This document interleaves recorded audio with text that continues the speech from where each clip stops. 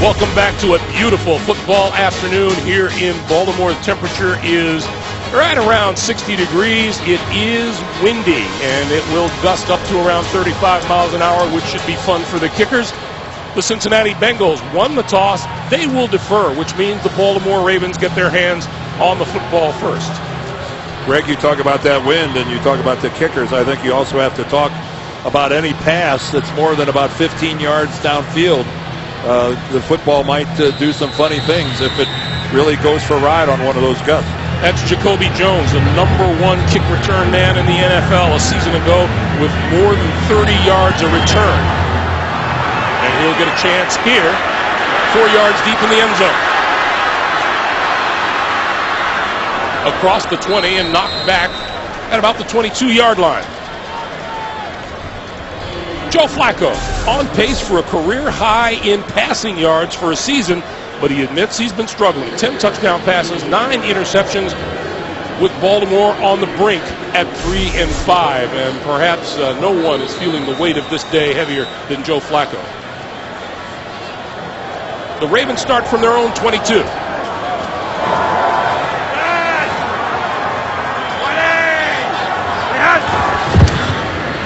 Flacco, right off the bat, completes across the 25 and out to about the 28 or 29-yard line to Ed Dixon. The Ravens have lost a terrific guard in Kelechi Osemele to a bad back. Second-year lineman A.Q. Shipley moves in at left guard. No question the Ravens need Ray Rice to kick it into gear, averaging less than 3 yards a carry. He had just 17 yards rushing in last week's loss at Cleveland. On 2nd and 5, this is Rice. And he doesn't get much there to the 29-yard line. The Bengals defense has lost a huge contributor up front in Geno Atkins. Brandon Thompson moves up to start at tackle. Ray Maualuga is out. Coach Marvin Lewis says he could return next week. Vincent Ray starts at middle linebacker.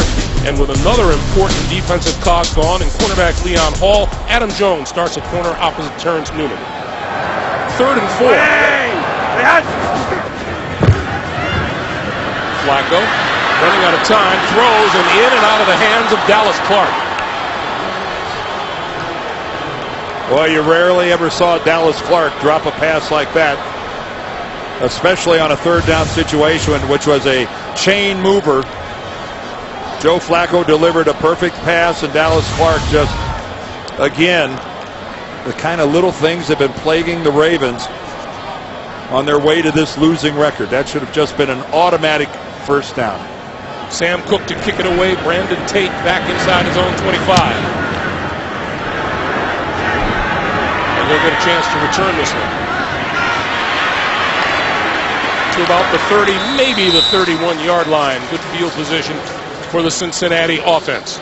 Bengals quarterback Andy Dalton having a decent season, 16 touchdowns, 10 interceptions, but striving, as we said, for more consistency. He is completing 65% of his throws on the year. Well, remember, Greg, before that game against Miami, he was 16 touchdowns and 7 interceptions, which is more than 2 to 1, which from a quarterbacking standpoint is playing good football.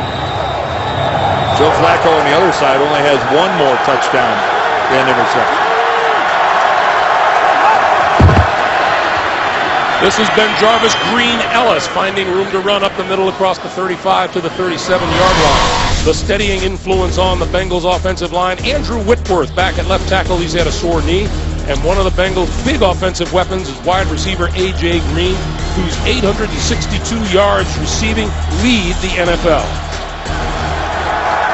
7-yard pickup for Green Ellis, and it's 2nd and 3, and Dalton to throw. And that's complete for a first down to Green across the 40 at about the 43-yard line.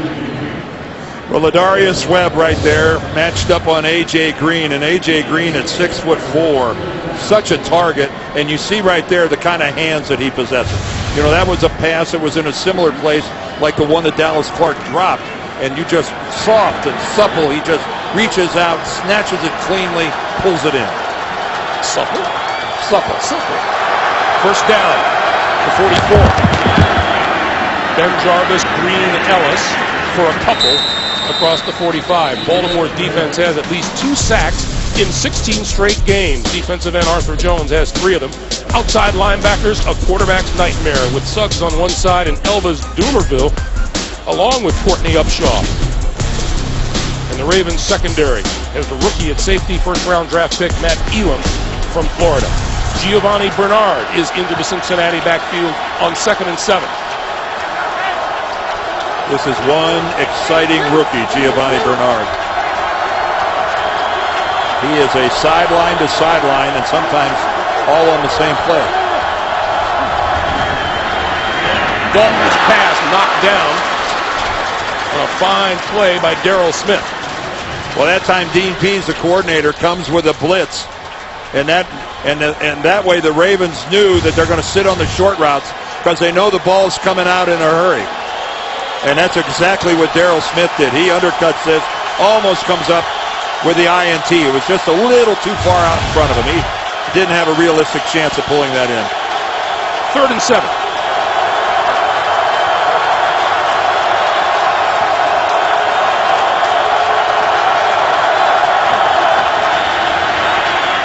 Good protection for Dalton. That pass is complete to Bernard out of the backfield, and he is very close. Well, I think he's a little short to the first down marker at the Baltimore 47.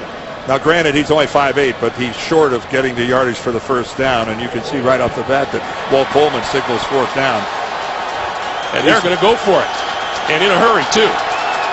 Dalton gets his team lined up. Well, this is quite a statement by Marvin that just barely into Ravens territory, that he feels good enough about things that he's willing to put his defense in a tough spot. Dalton with the keeper and pushing, and the spot is going to mean everything right here. Well, if Andy Dalton comes up with a first down, it's not going to be by much more than the length of a football, if that. Because the Ravens dropped their hips, they sat down, and they didn't yield on the line of scrimmage. Our referee today is Walt Coleman.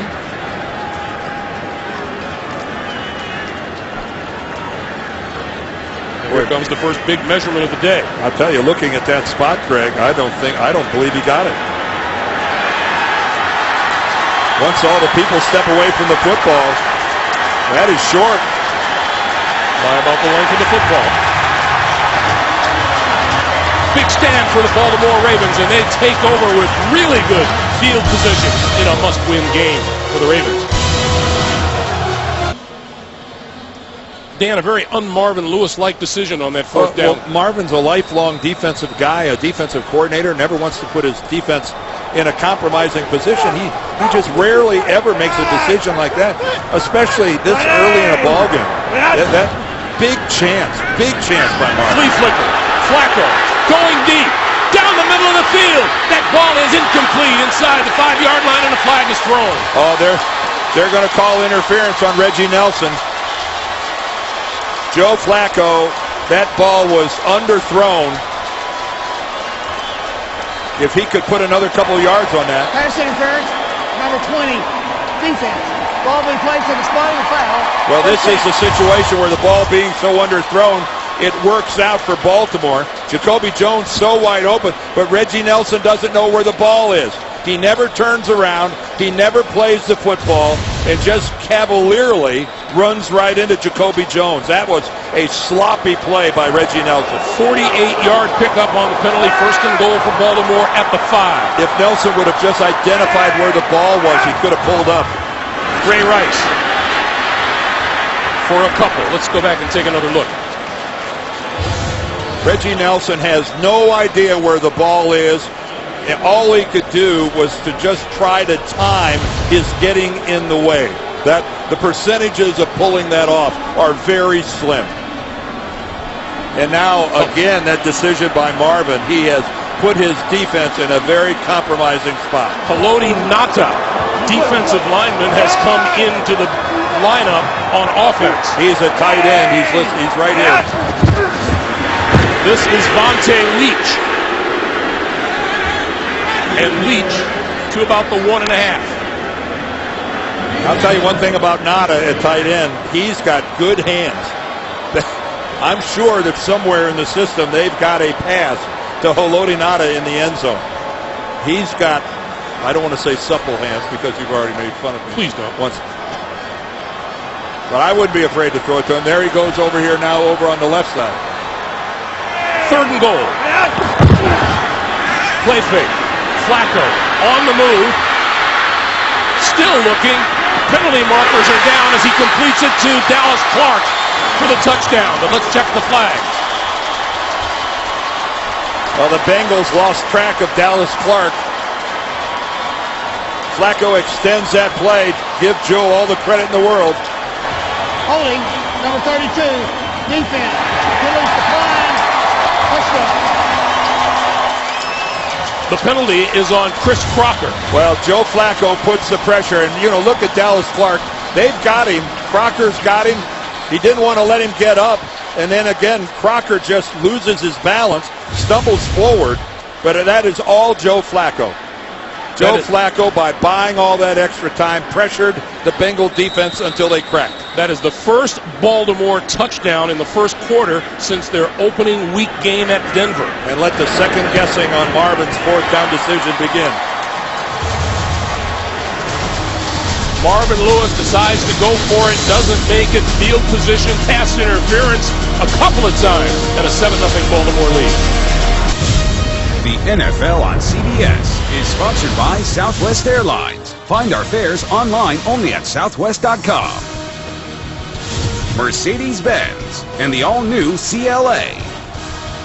And by Quicken Loans for a mortgage experience that's engineered to amaze.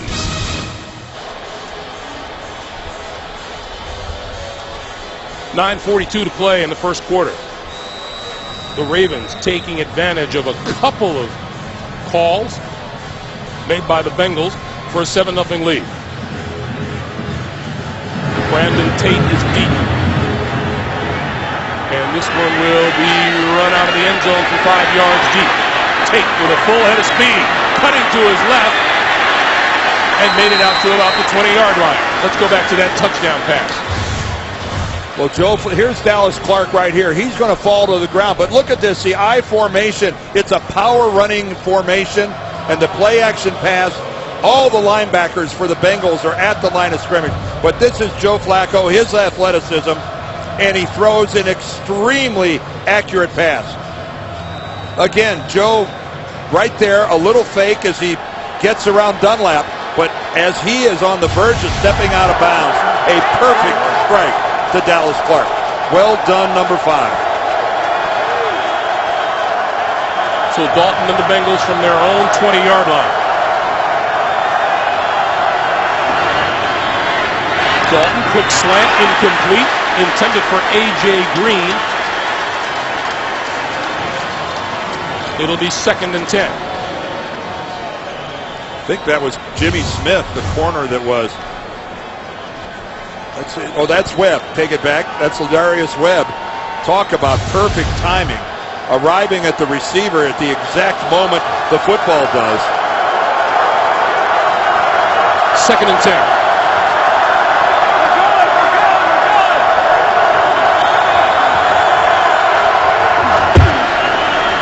This has been Jarvis Green Ellis for no more than 2 on the play. And it'll be 3rd and 8. The Bengals haven't enjoyed a lot of success here at M&T Bank Stadium. We've documented numerous times over the years what a markedly different Ravens team this is here in Baltimore. And now they get to play with a lead. The crowd is into it. This is a perfect start for the folks in purple.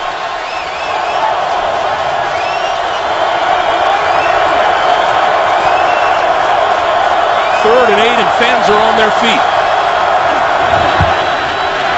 Dalton had batted down at the line of scrimmage.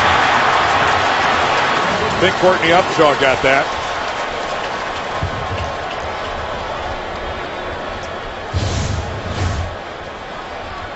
Oh, Haloti Ngata came in and hit.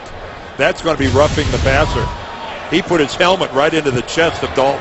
Rubbing the passer, number 92, defense, 15-yard penalty, 1st down. Well, the blocked pass doesn't matter.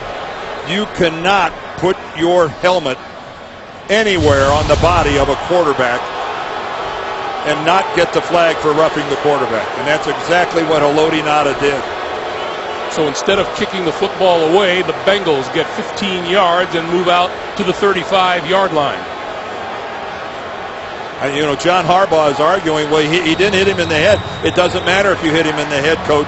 If you hit him in the torso, if you do the striking with your head, that's the penalty as well. Make it to 37, the line of scrimmage. This has been Jarvis Green Ellis left side out to the 40-yard line, and Haloti Ngata making the legal hit there. And Ben Jarvis Green Ellis does the heavy lifting in this Cincinnati running game. He's the power back. He seldom ever fumbles the football. Very sure-handed. Remember all his years with New England. And then the change of pace comes in, and that's Giovanni Bernard, their second-round pick out of North Carolina. But the dirty work is done by Ben Jarvis Green Ellis. On 2nd and 6, this is an end around Marvin Jones, and Marvin Jones with a hit of speed, close to midfield, and enough for a first down. Great hustle by Chris Canty, getting all the way out there on the perimeter along with Ladarius Webb to make that hit. You know, Chris Canty, a 6'7", but he's a tremendous athlete and he can run. That was a good illustration, getting all the way out there to make that hit. You don't see many defensive linemen running down wide receivers. First down now. The Bengals at their own 48.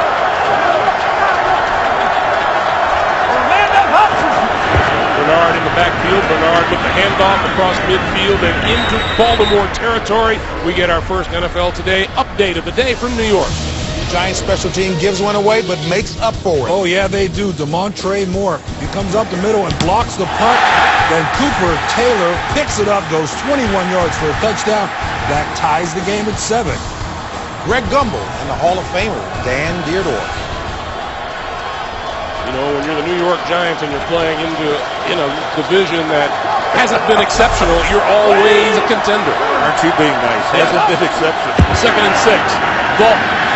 Whip time down the sideline. His receiver pulled up short.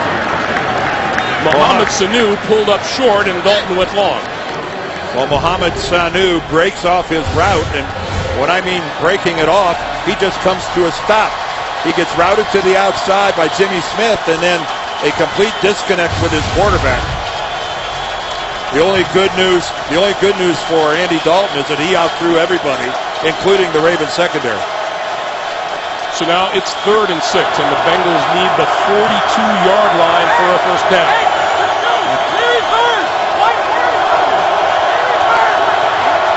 Dalton running out of time. 3 on the play clock. 2, 1. Did they get it off? They did not.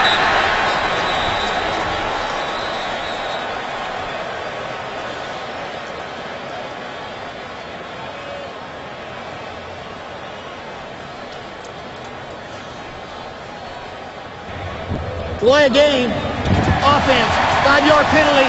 Still 3rd down.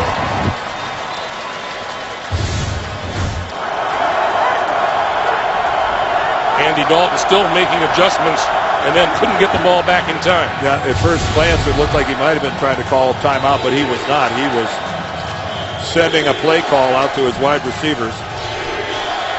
So now he looks at a 3rd and 11. This is where Suggs, Dumerville, and company have been pretty darn good this year.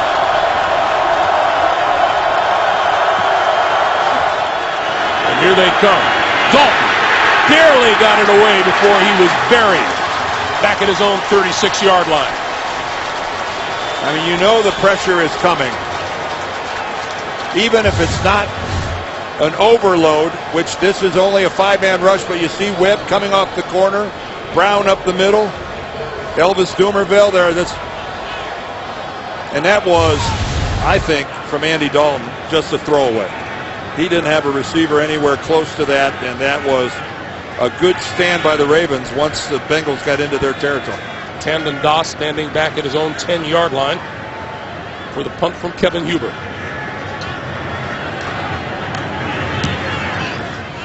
High and short. And it bounces, and it takes a Ravens bounce before it's down inside the 25-yard line. 53 penalty yards the Bengals have been hit with. The big one in that one, the 48-yard pass interference call that set up the touchdown. And outside of that, the Ravens have run 6 plays and gained a total of 11 yards. Bernard Pierce is in the backfield. Flacco rolling, throwing, got his man across the 35, across the 40, and out of bounds, Torrey Smith. Defenses have been smothering the Ravens' running game, and this is something Baltimore has got to do, especially on first down.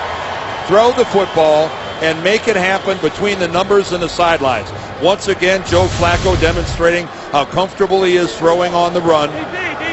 Delivered a very accurate pass. But this will get him out of a defense with 8 men in the box. If you are successful passing your way out of it by playing outside the numbers on first down. This is Pierce. Pierce around the left side. There's a penalty marker thrown in the backfield.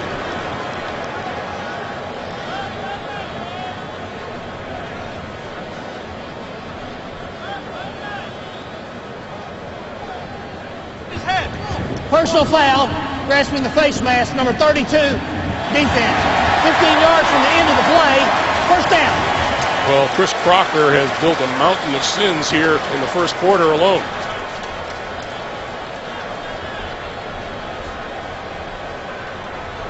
That'll advance the Ravens all the way. Well, this is right around the 40, inside the 40-yard line. A Bengals defense, Greg, that is trying to adjust. They lost their best guy in the secondary, Leon Hall, when he tore his Achilles in October 20th. Then last week they lose Geno Atkins, their best defensive lineman. This is Bernard Pierce with the catch out of the backfield, splitting tackler inside the 30 and close to the 25, where Vontaze Burfict finally drags him down. Well, this looked like a couple of the Bengals are going, I thought you were going to tackle him. And the other guy goes, no, I thought you had it. And Bernard Pierce just runs right between them. Right there. Or you got to do better than that. Vontaze Burfict, at least at the very end, got in there and got him down. Not until he was dragged for a couple yards. Flacco back at it in a hurry in the ground game up the middle inside the 20 to about the 18 is Pierce. As you were explaining it, Dan, it's very simple. When you stack the box against the Ravens, then Joe Flacco, as you mentioned over the weekend, hasn't been able to throw his way out of that situation. Well, he has today so far, very early in this game. We're still in the first quarter, but you're exactly right. And the Ravens take the blame for that. They said, hey, nobody's going to help us out of it. 2nd and 1, lofting it for the end zone. Torrey Smith! Incomplete. Covered by Terrence Newman on the play. Well, Terrence Newman and Torrey Smith are locked up here one-on-one, and this time he's got tight coverage, although Newman's ball awareness isn't very good either. He has no idea where the football is, and it's just a little bit high. Torrey Smith fights it. Man, he was close to getting it. But again, another Bengal defensive back, and his ball awareness not very good. So on 3rd and 1, Flacco, quick pass out to the far side, and that bounces to Torrey Smith, and it'll be 4th and 1, and the field goal unit will come on. See, that's one of those throws that Joe's, every now and then he just throws one of those that you go, wow, how could that happen? Because he sure has a better arm than that. Well, that's the easiest. There's nothing to that. That's an extended handoff. That is akin to a running play. And he short arms it, and it just flops in there short. Now Justin Tucker kicking directly into the wind from about 36 yards out.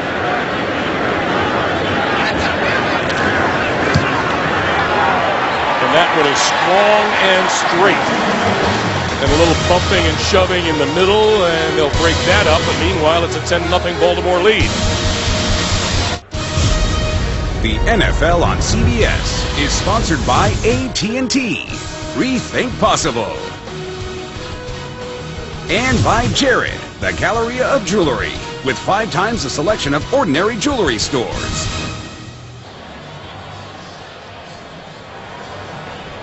It's a 10-0 Ravens lead with 4:39 to play in the first quarter as we welcome you back to Baltimore. And the Ravens have taken advantage of every opportunity they've been given here today so far. Although, as they say, Dan, it's early. It is early, but falling behind early to the Ravens at home is a recipe for a loss. Tate dropped it and will down it in the end zone. So they will start at the 20-yard line. Fantasy football fans get a fresh start with Player Challenge, a 4-week game that now includes even bigger cash prizes. See rules. Sign up at cbssports.com/challenge. And you got a team that's lost 3 games in a row, and they get home, and they're really banking on playing well at home. Spotting them a 10-0 lead is talk about an injection of confidence. That's exactly what the Ravens have right now. Andy Dalton has to figure out a way to get this thing started offensively. Fakes the pass, gives it to Bernard. And Bernard, when all is said and done, gets about 2 yards on the play.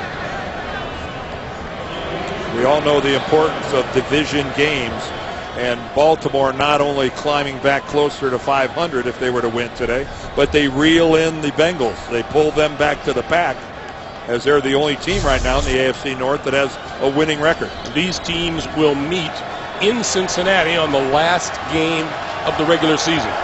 And the Ravens desperately want that game to mean something. Dalton on 2nd and 8. Over the middle. Incomplete. Pass intended for Marvin Jones. Another update from New York. JB and Dan Marino. How much hotter can Nick Foles get, Dan? He's on fire. 7 touchdowns last week. Nick Foles down the middle of the field, throws it up, 55-yard touchdown. He gets the good bounce. Deshaun Jackson, perfect. 7-0 Philly. You know what? Including the bounce, Greg and Dan, I'm sure you would say that's exactly how the coach drew it up. Yeah.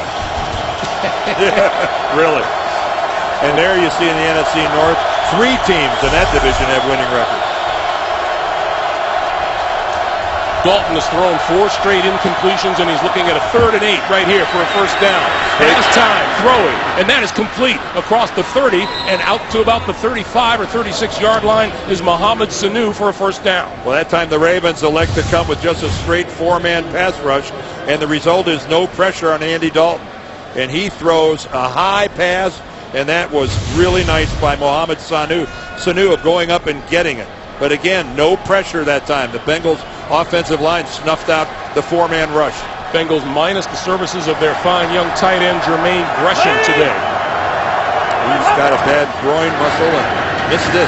This is Bernard. And Bernard wrestled down by Haloti Ngata. Now, Giovanni Bernard listed at 5'9", 208. Haloti Ngata listed at 6'4", 340. Yeah, I'm not sure if he was tackled or absorbed here. He just kind of disappears. One of the best defensive linemen in the game of football, Haloti Ngata. And I know Giovanni Bernard is going, I'm going for a ride. I just hope it ends okay. The good news is it ended without Ngata on top of it. Dalton throwing out to the far side, and that was really high and difficult for Marvin Jones to handle. By the time he came down with it, he was surrounded by Ravens. Yeah, we just saw a bubble screen like that thrown by Flacco, and he threw it in the dirt. That time Andy Dalton almost sails it over into the bench. I don't think the wind had anything to do with either one of those throws. Not at that distance. 3rd and 7 now. Bernard still in there. It was a question mark today. It's sore ribs, but he is playing.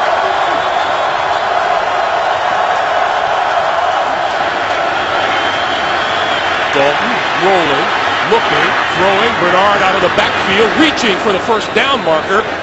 And if he didn't get there, he is within inches of it. Go look at this. You're right. It looks so close.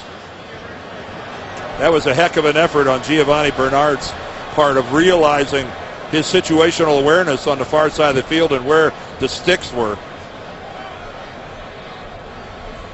For a guy who's not real long in his arm length and leg length, he maximized it, stretching that out. Inches. Let's take a look at him stretch it out. And again, here's Marvin Lewis facing another short yardage situation on 4th down. Now, he was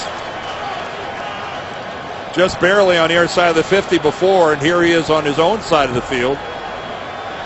And I'd say he learned his lesson. And now he's going to kick at a shorter distance.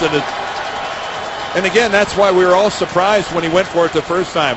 Marvin is a defensive guy by nature and does not want to put his defense in a compromising position, and that's why everybody was a little... Cincinnati is challenging rooting on the field of the forward progress spot. Well, they'll take another look at just how far Giovanni Bernard stretched that arm. Welcome back to Baltimore, everyone. Let's take another close look at this. Walt Coleman is doing the same thing under the hood. Bernard stretches. It is microscopically close. After reviewing the play, the ball was at the 46-yard line when the runner was down. That will be a first down for Cincinnati. Cincinnati is not charged with a timeout. That is a terrific challenge by Marvin Lewis. And Walt Coleman saying that when Giovanni Bernard goes out of bounds, that he got the ball up to the 46, and that is enough for a first down. You don't get the spot where it actually touches out of bounds. It's where it was when you crossed the marker, but Walt Coleman thought he saw enough to go ahead and award the Bengals a first down. So instead of kicking it away, the Bengals retain possession at their own 46-yard line. And that was some effort that deserves praise by Giovanni Bernard. Bengals have now converted 2 third downs in a row on this drive.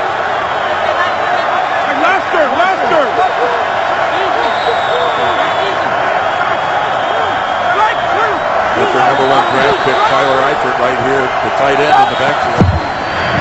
This is Bernard. And Bernard with running room up the middle. Inside the 40, spinning to the 36, and another first down. Boy, talk about a burst. Look at Bernard. This is going to come right in between the center and the right guard. And take a look at the lack of pursuit by the Ravens. Terrence Cody can't get into that gap, and we've got an injured Raven. That's Haloti Ngata. Back at midfield, Ngata he's up but not moving.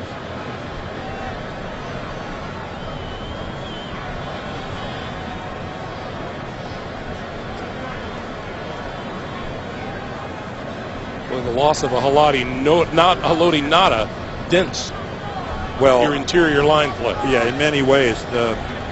We're talking about a guy not just on the field, but in the absence now of Ray Lewis and Ed Reed and people of that caliber. Haloti Ngata, one of the veterans that is in a real leadership role with this team. And he is a pro. I mean, this guy, a good person, an even better football player. Let's go ahead and keep an eye on Ngata right here as we watch him on this play. Good leverage. And then it looked like something gave way. Looked like he went down on his own, but something popped. What happened? On first down, this has been Jarvis Green Ellis inside the 30 to the 29, and the Bengals unfolding a running game now in the final seconds of the first quarter. And the second time in a row, right off right guard, as they found a soft spot, and they're going right at it. And of course, right now, that's where Haloti Ngata would have been. Number 62, Terrence Cody. Well, you worry about when a guy went down the way he went, Greg, that he gave it up because something went wrong when he was trying to make a stand. 2nd and 3. Going to keep it on the ground. Then Jarvis Green Ellis. Not much there at all, and that should bring us to the end of the first quarter that has belonged to the Baltimore Ravens.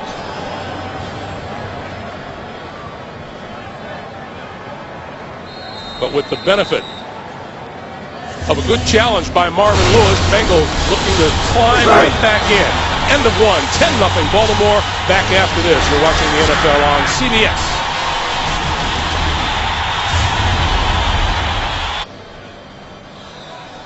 Back for the start of the second quarter, and as we said at the very top of the day, that's the kind of challenge that faces the Cincinnati Bengals. You just don't knock off the Baltimore Ravens in this stadium very often.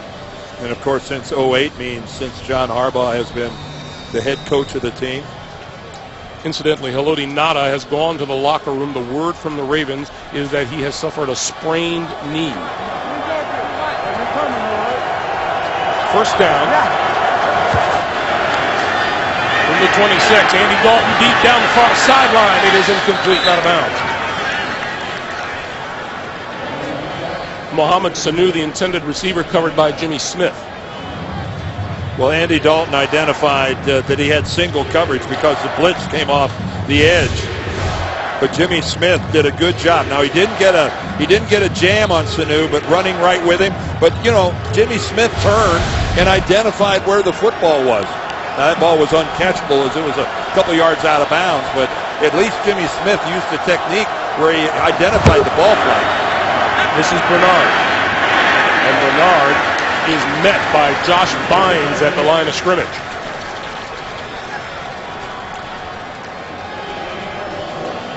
Well, not much in the way of yardage, although Joe Flacco does have the one touchdown pass after the long interference penalty against Cincinnati. But this crowd's starting to warm up. They know on 3rd and 8 what happens around these parts. Now, the last time the Ravens were in a situation, they came with a 4-man rush. It didn't get to Dalton. They're showing a double A gap. They're getting in on either side of the center. Will they come or bail? Here they come. Dalton on the move. Throwing sideline, and that's too short. Mohamed Sanu on this sideline, and Ladarius Webb was right there with him.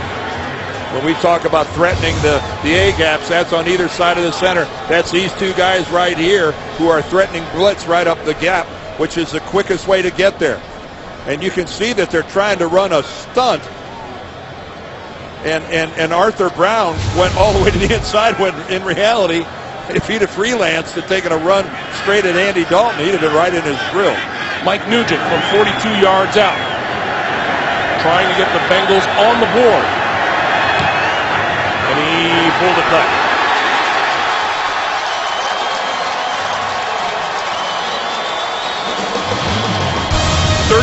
.59 to play. The Ravens withstand the scoring attempt and still have a 10-point lead.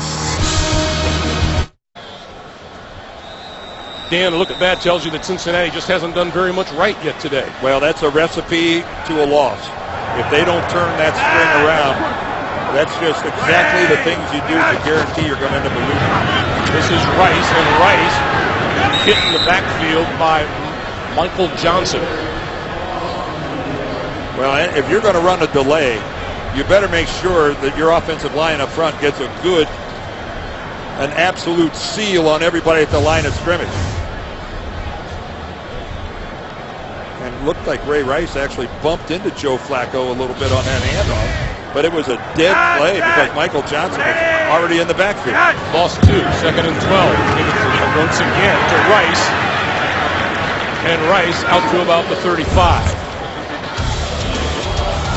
Well, there's the 4th down quarterback sneak by Andy Dalton that didn't get there. Here's the 48-yard pass interference call on Reggie Nelson that led to the Dallas Clark reception for a touchdown, and then a relatively short field goal by Nugent. He just hooked that all the way. You don't blame that one on the wind either. That thing was snap hooked into the woods. 3rd and 7 on the blitz. Flacco is hit. And here comes a flag, and that receiver on the far side was tackled. Torrey Smith was tackled by Terrence Newman. Boy, and Joe Flacco stood right in there. Pass interference, number 23, defense. Slowly placed at the spot of the foul.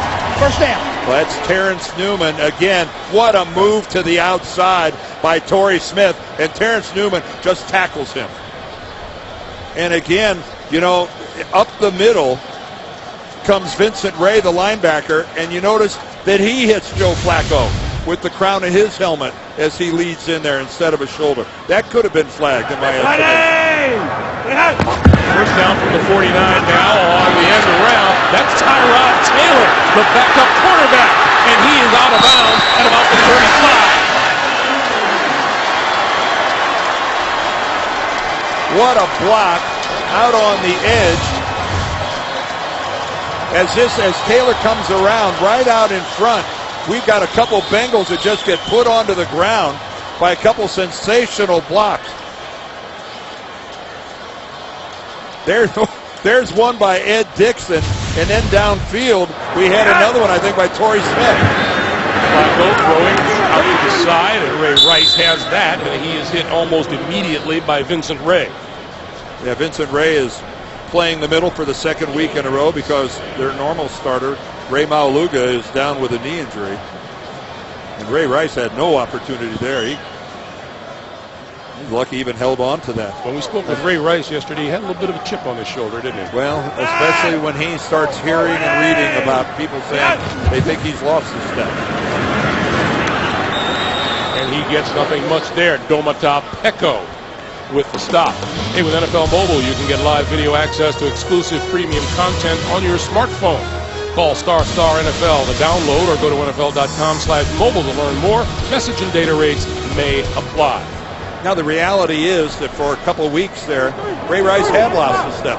Quite simply, he was hurt. That hip flexor was really bothering him. He was playing through it, but he certainly wasn't moving the way he used to. Flacco in the grabs, puts it up for grabs, and it's intercepted. Picked off by Ray, Vincent Ray.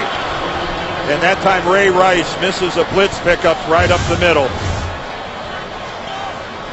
Ray Rice had a chance to give his quarterback a little extra time and ends up not being able to make the block and hit as he throws that little floater right to Ray. Carlos Dunlap wrapped all around. And finally, the Bengals get something going in their favor.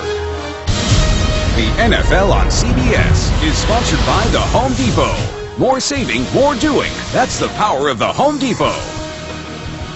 Verizon. Verizon's 4G LTE is in more places than any other 4G network. And by M&M's. Chocolate's better with them.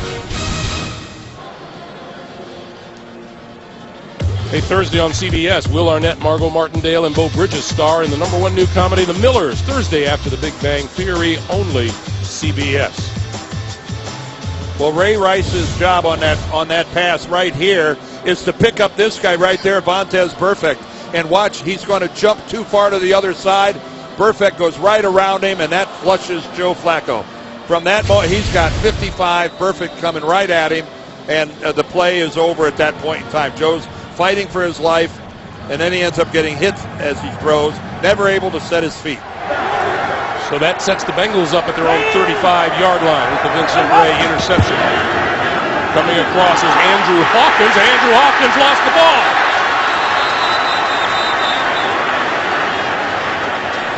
Well, he got it back. Terrell Suggs had a shot. Well, again, trying to set up an end around, and Hawkins had it, but never had it. He just was not comfortable with it. He keeps trying to put it in a better spot. You can see he never got his right hand in control of the football. And then trying to look at the defense, identify would-be tacklers, he loses it. Fortunate for him, it came right back to him. Lost 3 yards on the play, 2nd and 13, and Dalton to throw.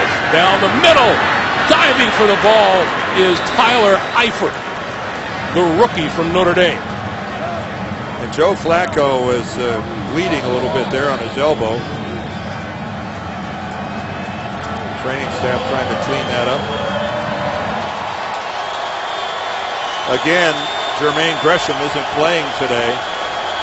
And that means that Alex Smith and Tyler Eifert are having to do the majority of playing for the Bengals at the tight end position. Now, Tyler Eifert's had pretty good production this year with 27 catches and over 300-yard receiving, but Alex Smith has yet to record a reception this year.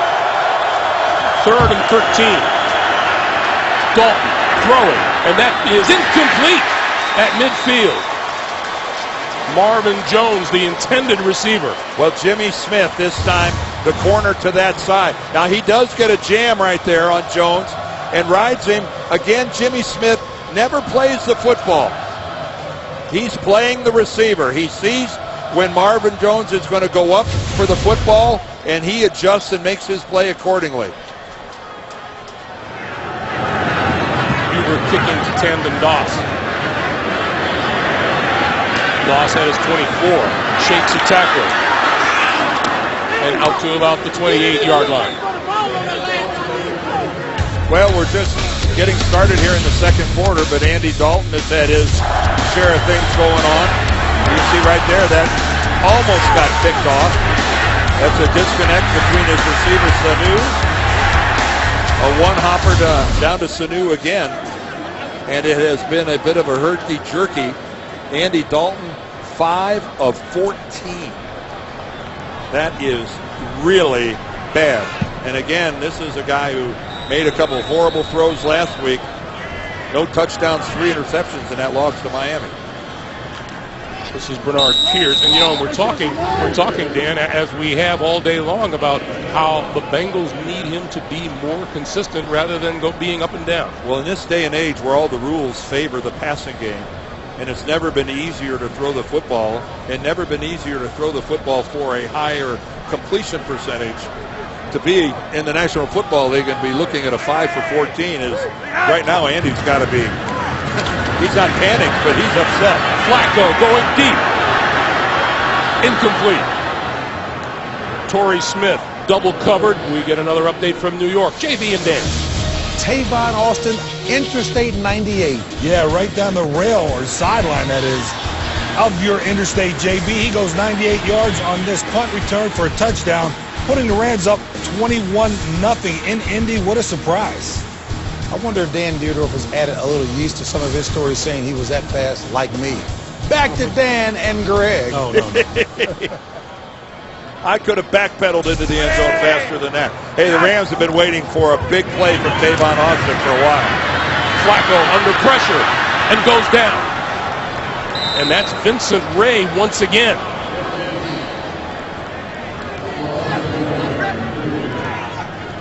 And that will bring the punting unit on for the Ravens. And again, right now, the defenses are winning this game with the exception of the Bengals, and that big pass interference call. That really put them in a tough spot that led to Baltimore's lone touchdown. What did Marvin Lewis tell us about Vincent Ray in Miami? The players were giving him grief about being out of position. He was the only one who was in proper position on the particular play. Marvin wanted everybody to go to apologize. Brandon Tate. Tate waiting for blocker, trying to turn the corner, and goes out of bounds across the 35-yard line. Andy Dalton going to try to reacquire some passing touch when we come back. Number 18 is A.J. Green. He's caught just one ball today for 7 yards. In fact, both teams 36 yards passing on the day. They aren't exactly burning up the airwaves. A.J. Green, though, coming into this game, leads the NFL in receiving yardage. Ravens said we're going to double him on every play. On first down, this is Bernard looking for running room, and he can't find any before number 32, James Ahedibo. Well, I'm not a running back, never was a running back, but I can pretty much guarantee you that this move seldom works, where you come to a complete stop and don't go anywhere. They will find you, even if you're only 5'8". I believe from the running back position, perpetual motion is a theory that might work a little more than the coming to a complete stop and looking both ways. Great for crossing the street, not so much for running the ball. Loss of 1 makes it 2nd and 11. They're trying on the ground again.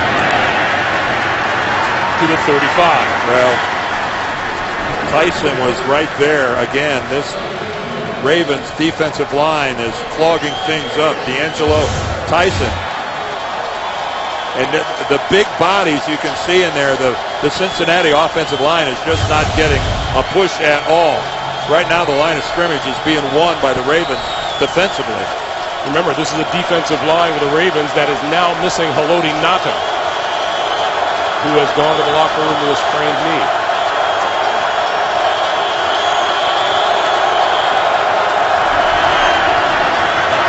Dalton over the middle, intercepted. Up the sideline, James Ahedibo.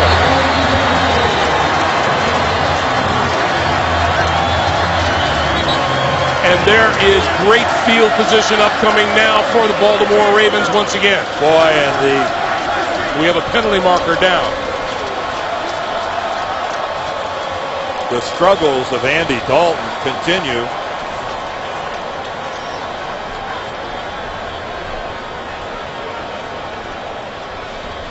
Walt Pullman talking about it with the rest of the officials.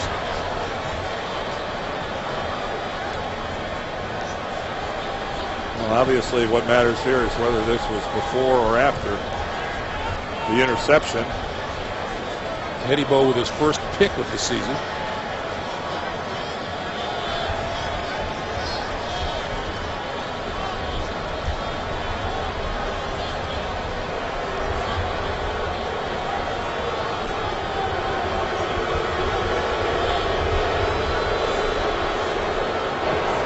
Personal foul, low block, number 12 of the passing team after the ball was intercepted.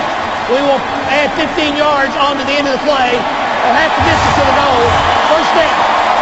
All right, let's take a look. Andy Dalton working the middle of the field. And that, first of all, Tyler Eifert appeared to be covered, and the ball just severely sails on Andy Dalton. I can't conceive of any route that would have put Tyler Eifert anywhere near where that ball went to Edibo. And right in the middle of your picture, you saw that block by Mohamed Sanu. And on a change of possession, there's no blocking below the waist. And Andy Dalton right now, 5 of 15 with 1 interception. Last 2 weeks, he's had no touchdowns and 4 picks. Rice in the backfield. Arizona Bison! You got him, sir. Flacco for Rice, and Rice ducks inside the 10 to about the 8. Whistle blow. Well, we had Michael Orr finishing his block, which is what good offensive linemen do. He just buries whoever it was that was underneath him from Cincinnati. Take a look at the end of this play. Out of that pile, there comes Michael Orr. And again, Carlos Dunlap comes in to try to help out his teammate. Hey, that's just, you're finishing your block. Even if it is Tuesday. He can't hear the whistle. He's going to play till it's over. Flacco to the end zone. Caught by Torrey Smith for the touchdown. Well, that's one of the best catches that Torrey Smith has ever made. That is going up. That was Anquan Bolden-esque. Going up, competing for the football, knowing you are going to come down awkwardly. Look at that. Catches the back half of the ball, hits hard, and maintains control. That was really good stuff by Torrey Smith. And right now the Bengals are in deep doo-doo.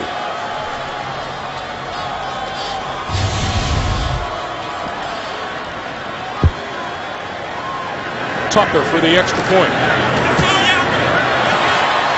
And with 6.5 to play in the first half, it is all Ravens. They jump to a 17-0 lead. Terrell Suggs told us yesterday, when you are at home, the ball comes your way, the calls come your way. 17-0 Ravens.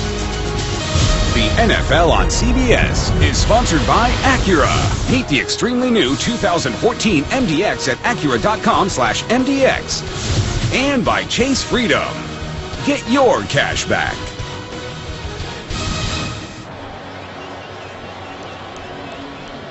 When Cincinnati visited here last season, Baltimore won at 44-13, which means in this game and the last, the Bengals have been outscored 61-13.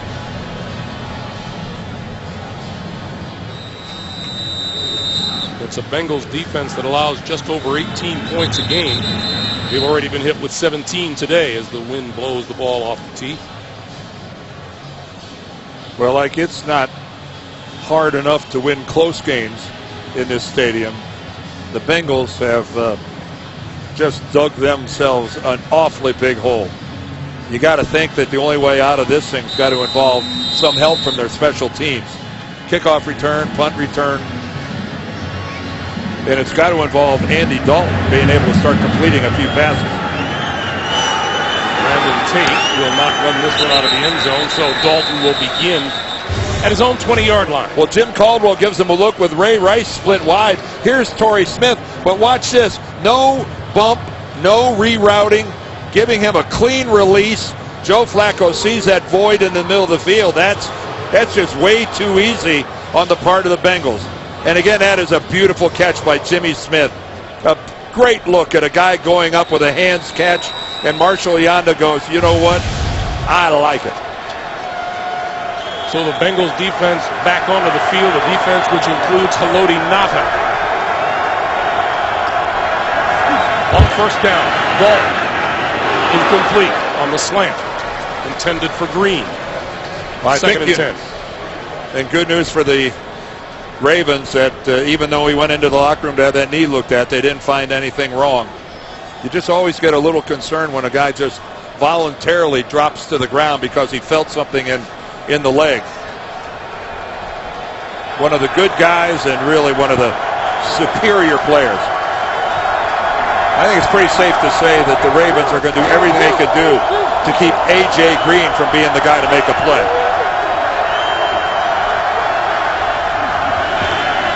Dalton on second and 10. That pass is complete, but not for very much to Bernard out of the backfield. Close to 5. It'll be 3rd and 5. And it's not much, but it is a completion. The only place Andy could throw it. But here's where they've had some real problems. They've had problems with the pocket integrity. His offensive line has struggled to keep people from out of his face. And right now, Andy Dalton's confidence level cannot be very high. And when you say when your average is 3rd and 9, bad things happen. Quick pass, Bernard trying to turn nothing into something and can't do it. In fact, he lost yardage on the play. Jimmy Smith coming up from his cornerback position as Dalton was under a huge rush. Well, for years we've been watching the Ravens play defense like this. Aggressive, swarming, pressure the quarterback and fly to the football. And there is a guy that has stepped into the shoes that were being worn by Ray Lewis. Terrell Suggs has maybe having one of his best years. Camden Doss let this one bounce out of bounds. 5:01 to play in the first half. That has been all Ravens.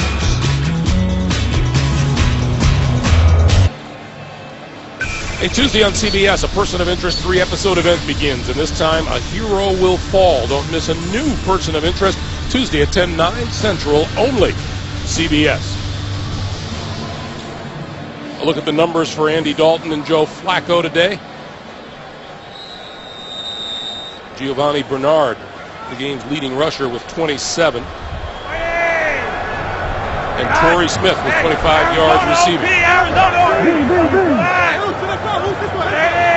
Bernard Pearson, the backfield. Flacco still with the ball, throwing. And that's complete out to the 45-yard line. Torrey Smith on the receiving end. That's a good, accurate throw by Flacco on the move. And you'd have to say the Baltimore Ravens are reacting appropriately considering what's going on in their division. Well, they have got to get Cincinnati to come back to the field. And they're in the process of doing that right now as they try to crawl closer to 500. Flacco deep down the far sideline. It is incomplete. Torrey Smith running, Terrence Newman running right along with him. Well, and Mike Zimmer, the defensive coordinator of the Bengals, just the way on the other side they're handling A.J. Green, that's the way they're looking at Torrey Smith. They're very seldom going to cover Smith with single coverage. Mike Zimmer in his 6th season now being the defensive coordinator in Cincinnati and one of the best. And one of the guys I'm pretty amazed hasn't gotten a head coaching job by now. Gusty conditions and Flacco trying to take advantage of that a little bit. Has time, lots of time. On the move, and this time, Carlos Dunlap brings him down, and there's a flag.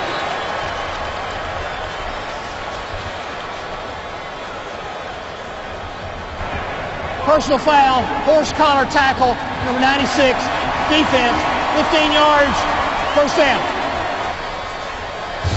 Let's take a look. The right hand.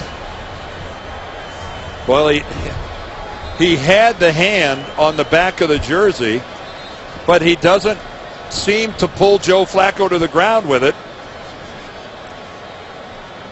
Now, Walt Coleman, the referee, was right. There's no question that he's got a hold of the back of the jersey. The hand doesn't have to be down inside.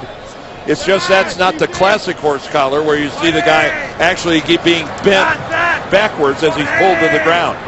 Nevertheless, new set of downs across midfield. Bernard Pierce, and a penalty marker flies from the near side as he's brought down at about the 44, maybe the 43-yard line. You got to wonder if this isn't some holding call on the Ravens. Holding, number 14, offense, 10-yard penalty, still first down. It's amazing to me how you linemen recognize those holding calls instantaneously. Well, they get wide receiver Marlon Brown. Ooh, and that's a pretty good one too. He just grabs Chris Crocker, pulls him towards him. That was blatant. First and 20. And it was at the point of attack. All the more egregious.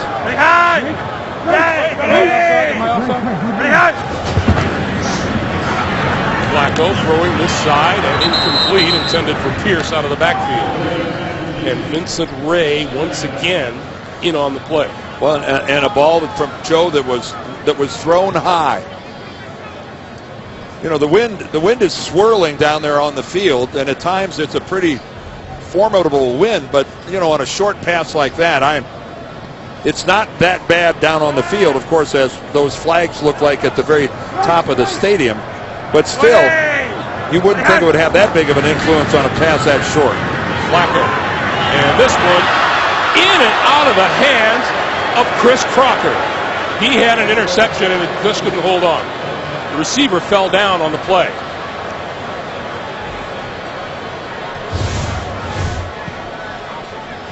Marlon Brown, number 14, tries to make his cut. Down he goes. And of course, Marlon Brown, a big receiver at 6'5". That ball was actually right in his wheelhouse if it wasn't for the fact that he's on the ground. And Crocker showing that most DBs started as wide receivers and got moved because they can't catch. Flacco, Torrey Smith. Smith looking for running room and actually gives ground back to his own 47-yard line. Well, Torrey Smith gave up a good nearly 5 yards in trying to find a way out. Well, he was trying to make a big play. Can't fault him for that. So Brandon Tate drops back at his own 10-yard line.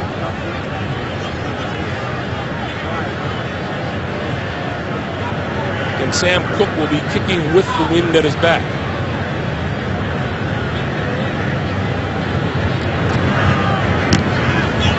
Lofts this one up high. Fair catch called for and made at about the 12-yard line. And we have a penalty marker down. Yeah, on the far side of the field over about the 12-yard line.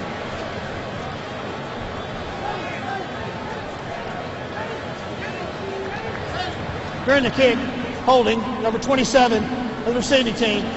Half the distance to the goal, first down. So that's Dre Kirkpatrick guilty of the hold, and that'll back the Bengals up even more. And that shot in our aerial coverage of today's game is provided by MetLife.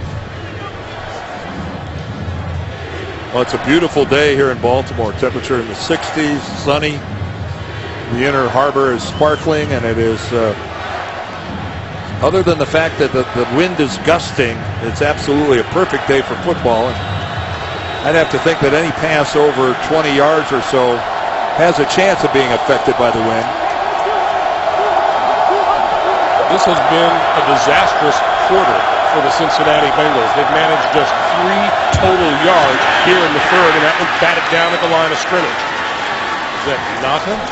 I believe it was. The big guy. Again, Haloti Nata, nice little swim move over the top and kept that left arm up in the air and got the football. Nata on my watch. And Andy Dalton looking at a 7 for 19 day so far. 0 touchdowns, 1 interception. That's dismal. Nothing to write back to Cincinnati about. Dalton again at his goal line, tipped on its way and incomplete. Well, 2 passes and 2 tips.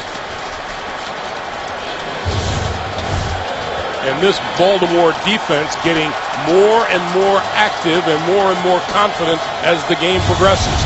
I think that was Elvis Dumerville that got a hand on it. Now that's no surprise. Couple of the longer arms on the team. Well, yeah, but they're attached to a 5'11" body. But you're right, he's got long arms. 3rd and 10. Too many penalties for the Bengals so far today. Dalton completing 2 of his last 10 throws. Here comes the blitz. In a hurry, he threw it complete. Mohamed Sanu across the 10 and out to about the 14-yard line, and they'll have to kick it away. Ladarius Webb timed it pretty well as he loops underneath and comes right here. He comes from the left-hand side. He comes underneath Dumerville. And Sanu lost his footing just a little bit and really didn't find himself in a position to, if he had just been a couple more yards upfield, he could have challenged the first down marker. And that will take us to the 2-minute warning. Boy, what a regrouping the Bengals will have to do at halftime. 3 and outs the last 4 drives. They're down 17. You see each team with its full complement of timeouts as the Bengals get set to kick it away. Tamden Doss has a chance for a return here from his own 42. Right up the middle into Cincinnati territory and down at the 47-yard line. Gives us an opportunity to remind you the Verizon Halftime Report is coming up from New York. JB, Dan, Shannon, Boomer, Coach Bill Cowher will have all the latest NFL scores and highlights coming up on the Verizon Halftime Report. Well, really good opportunity now for the Ravens to add to their lead. Having all 3 of those timeouts. They just haven't. There's the average drive start. What the Ravens haven't been able to do is get Ray Rice busted loose. 6 carries for a whopping 10 yards. Not even averaging 2 yards a carry. Quick pass, incomplete. Intended for Torrey Smith, as the Bengals just barely got a 12th man off the field before the snap of the football. Now, as you pointed out, Dan, it's necessary for Flacco to throw the ball well, but they've been successful here in the first half, partly because of that, but also the Bengals have contributed a lot to their own demise. You're right, they have. And you're right, the Ravens have been successful throwing the ball on first down. That was a rare missed pass on first down. But you want to set up the running game by being successful throwing on first down. Hey, Alaska!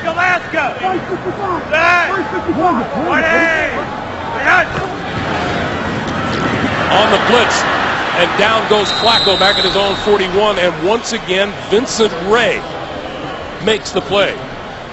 Well, and again, the hardest pressure for a quarterback is right up the middle, right up the left guard center gap comes an untouched Vincent Ray. And Flacco had no chance whatsoever. And now all of a sudden, a golden opportunity to get some points before halftime is a 3rd and forever. 3rd and 21, Flacco throws Rice out of the backfield, midfield, and forward to about the original line of scrimmage at the Cincinnati 48. Chris Crocker making the tackle. And as we come down to 1 minute to play in the first half, the punting unit will come on.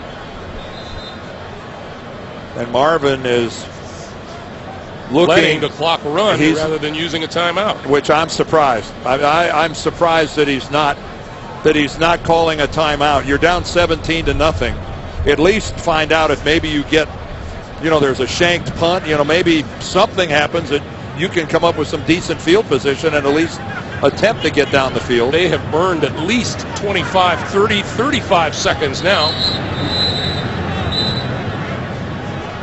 And now the Ravens call timeout before the play clock expires. John Harbaugh is upset about, not sure if he's upset with the officiating crew on something.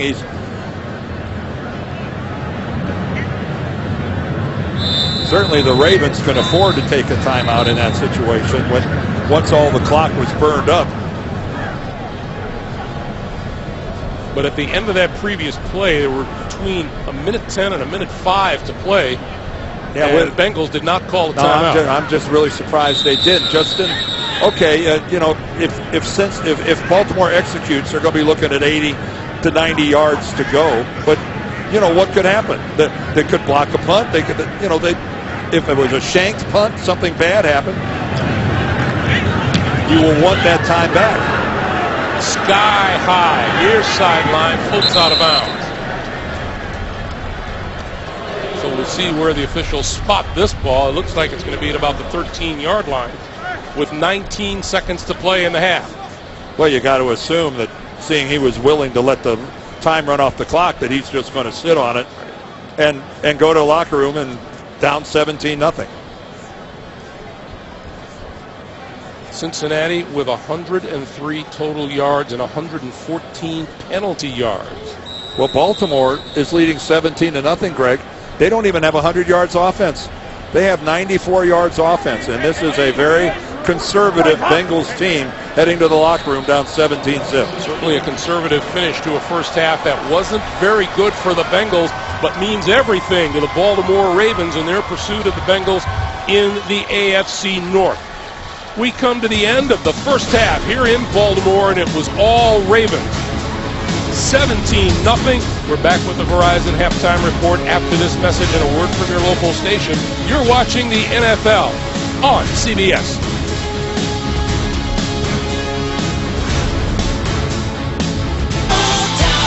Flacco puts it up for grabs, and it's intercepted. Dalton over the middle. Intercepted.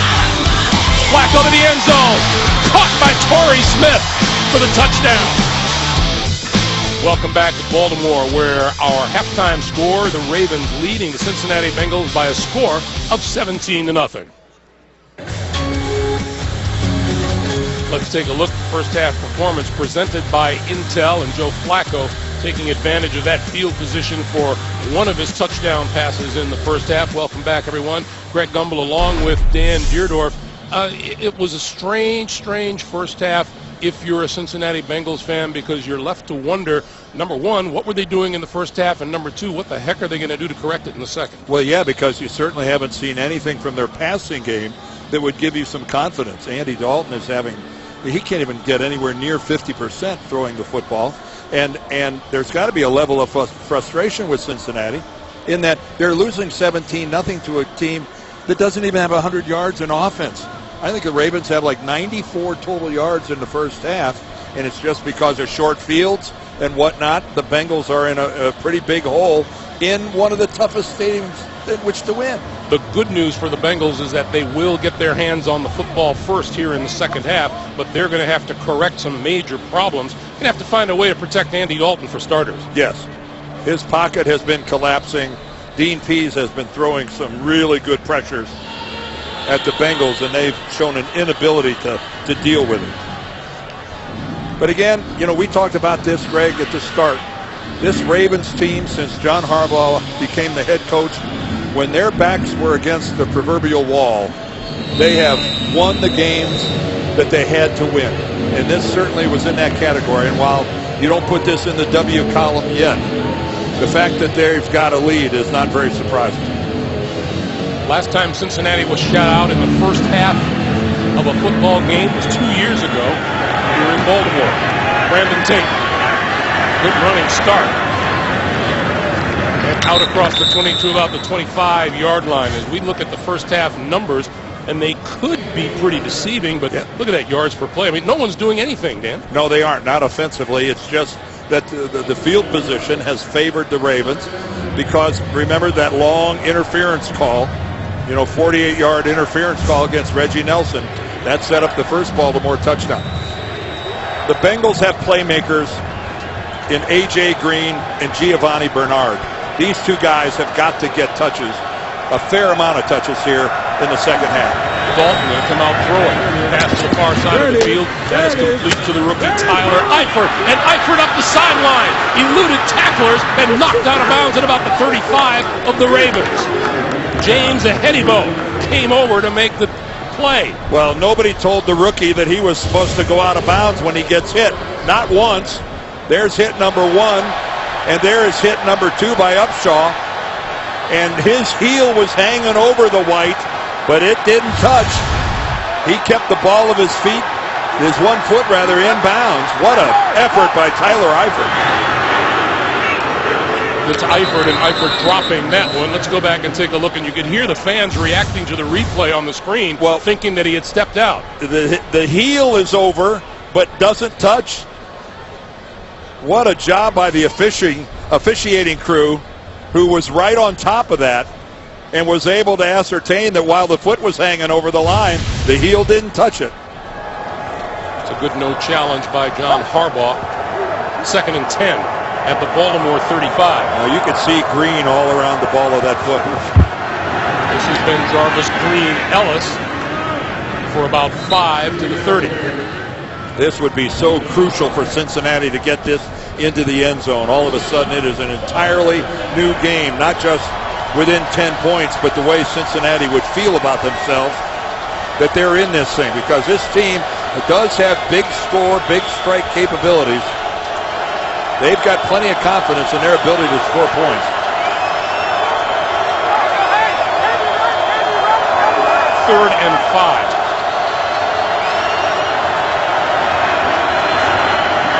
Dalton over the middle, and that's complete to A.J. Green, and Green reaching for the first down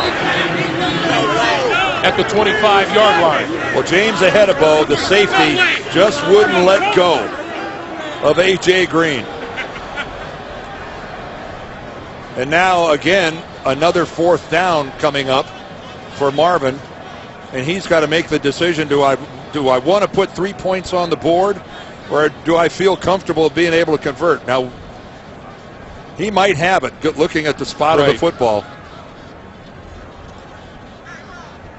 And I'm sure Marvin right now is making up his mind what he's going to do if it is short.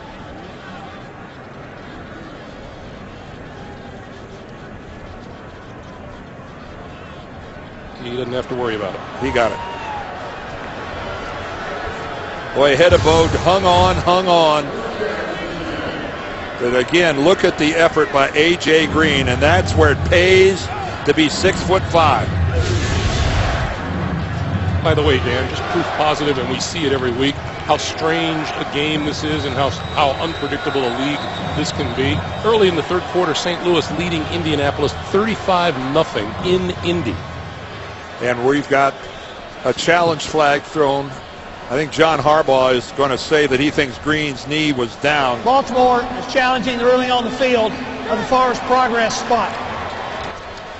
He thinks that Green's knee was down before he got that full stretch.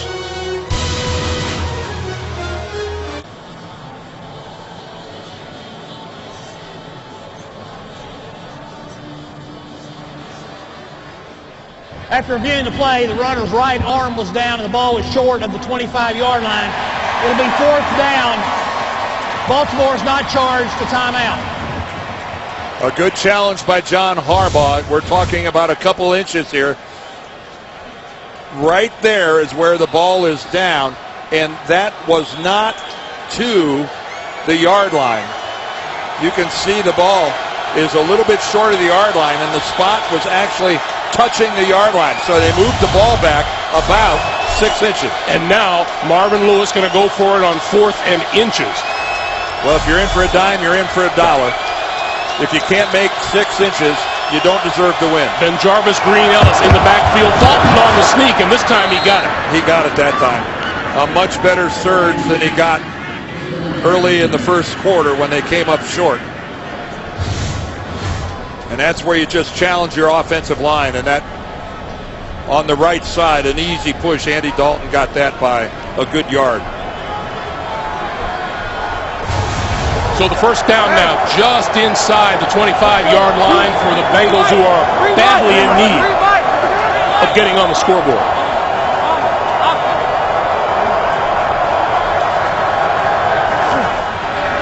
Dalton under pressure and threw it away. Courtney Upshaw coming off the edge. And Dean Pease, the defensive coordinator of the Ravens, I think is having a heck of a game. He is alternating his pressures up the middle, off the edge, and they are keeping this Cincinnati offense off balance. We have seen a lot of guys coming unblocked today. And notice where they've been coming from, Greg. Everywhere. There's Dean Pease, defensive coordinator. Yeah. 2nd and 10. Giovanni Bernard in the Cincinnati lineup.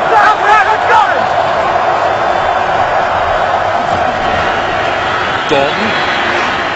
Bernard to the 20. Spinning inside the 15 and down at about the 13.5-yard line. And that'll be a first down. I'd make sure I ran about 5 screens a game, getting the ball to Giovanni Bernard. This guy in the open field has got a gift, and a screen is a great way to get him involved, but he makes people miss. As you look at the red zone offense for Cincinnati going up against a pretty good red zone defense, this is the Bengals' first trip into the red zone today. That's quality against quality. Bernard inside the 10 to the 8. With a little help from his friends. Well, yes. Kyle Cook, Kevin Zeitler, the center and the right guard. Good push. And this is the drive that the Bengals talked about at halftime. I wasn't in their locker room, but I'll guarantee you Marvin said there's a recipe for getting back in this game. And a successful drive for a touchdown was at the very top of the list.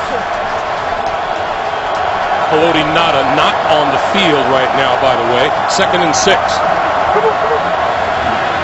Dalton running out of time, and he goes down at the 14. Arthur Jones, number 97. Boy, he was just going to flip it out to Giovanni Bernard, who was just sitting as an outlet out to Andy's left, and Dalton just can't get rid of it. Eifert is not even anywhere close to open. Alex Smith bottled up it. And I don't know why Andy didn't let it go. He had Bernard just standing there. 3rd and 10. He needs the 3-yard line for a first down. 13 yards for a touchdown.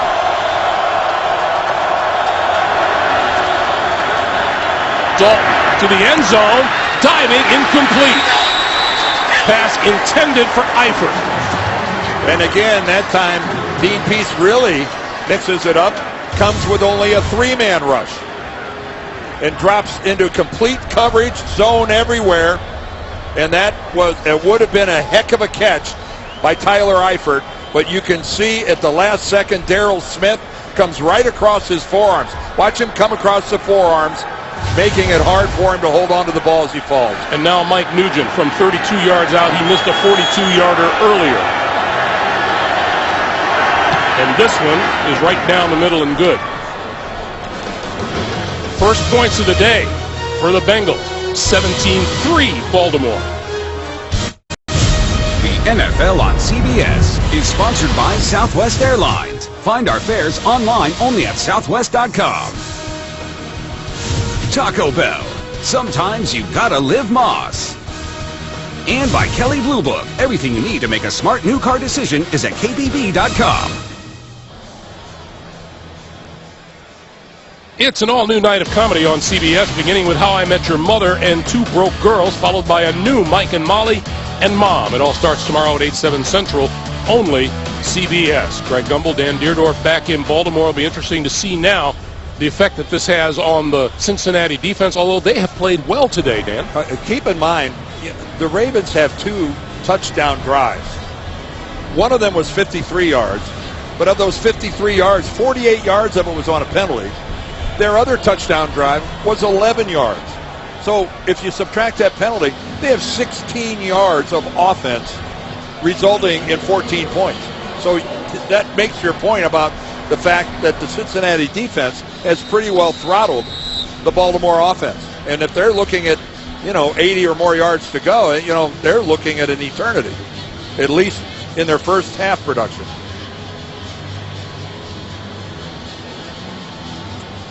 And there's a good illustration of how the wind actually looks like it's starting to pick up on the field itself. Cincinnati comes in today with the fifth best defense in the NFL.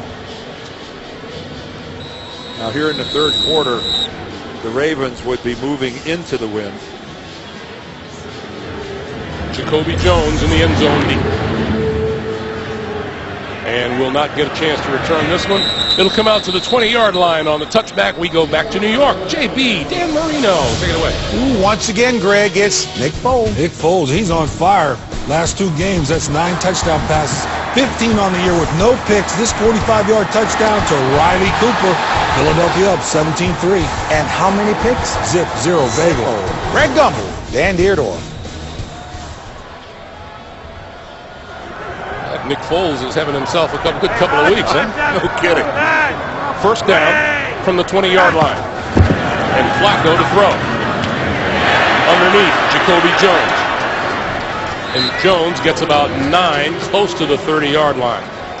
And when we were talking to Joe, again, we talked about the strategy of trying to help the running game by throwing your way into a successful running attack.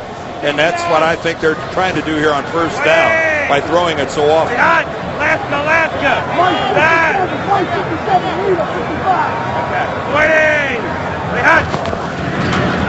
And he's going to throw it again.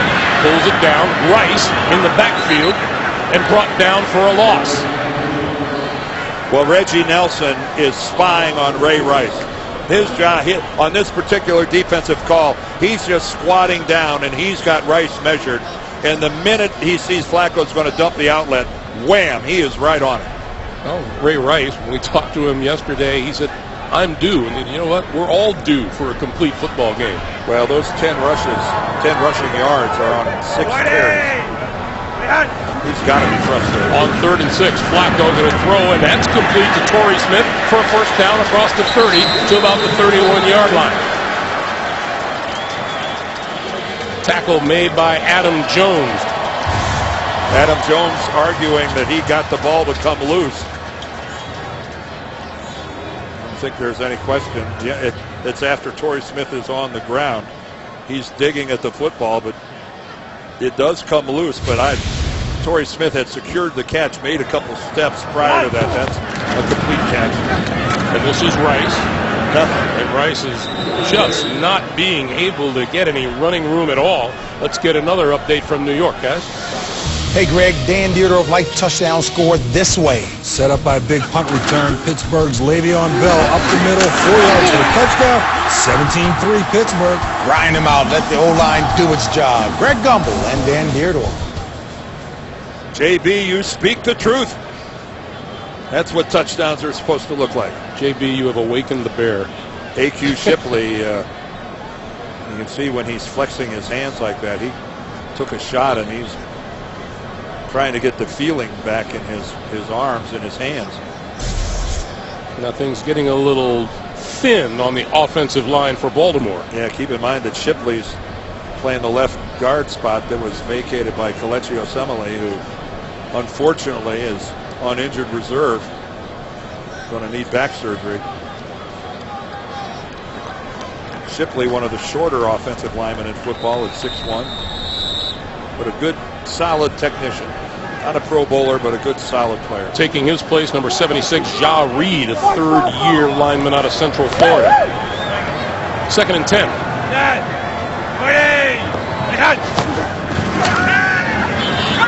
Flacco, and then another crossing pattern, and that's incomplete, intended for Marlon Brown. It'll be 3rd and 10. Covered well by Vincent Ray. And again, though, Greg, that's a throw that Joe's not real happy with, because he had a chance to hit Brown in stride, and it was a bit inaccurate.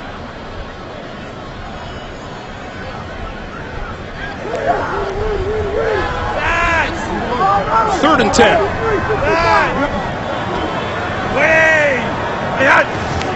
And here come the Bengals. Flacco can't get it away, and he goes down at the 24-yard line. Well, Joe didn't have an outlet. All of his receivers were at least 20 yards downfield. Ray Rice stays in to block as he does a good job picking up Reggie Nelson, but Vincent Ray shakes loose and comes right up the middle and gets right into the chest of Joe Flacco. You know, I know Vincent Ray is filling in for the injured Ray Maualuga, but they've got to find a place for him on the field when Maualuga's healthy. We're calling his name a lot. Brandon Tate should have a chance to run this one back. Pulls it in at his 30-yard line. 40 and out of bounds. Good return by Brandon Tate. 7.5 to play in the third quarter. The Bengals back on offense. They trail 17-3. In honor of Veterans Day, for every point scored during the NFL's 32 Salute to Service games, the league will donate $100 to each of its nonprofit partners, the Pat Tillman Foundation, USO, and Wounded Warrior Project. To join the salute and learn more, visit NFL.com/salute. Dan, what did you just say to me about John Harbaugh? Well, I said one of these trips off the field, the Ravens offense is going to get met by an irate John Harbaugh. Incredibly, they still don't have 100 yards in offense. At 99 yards, they just can't find a way to move the ball against this Cincinnati defense. And now the Bengals, they've got to be feeling good about this thing. You know, down 2 touchdowns, but they've got to have a little optimism.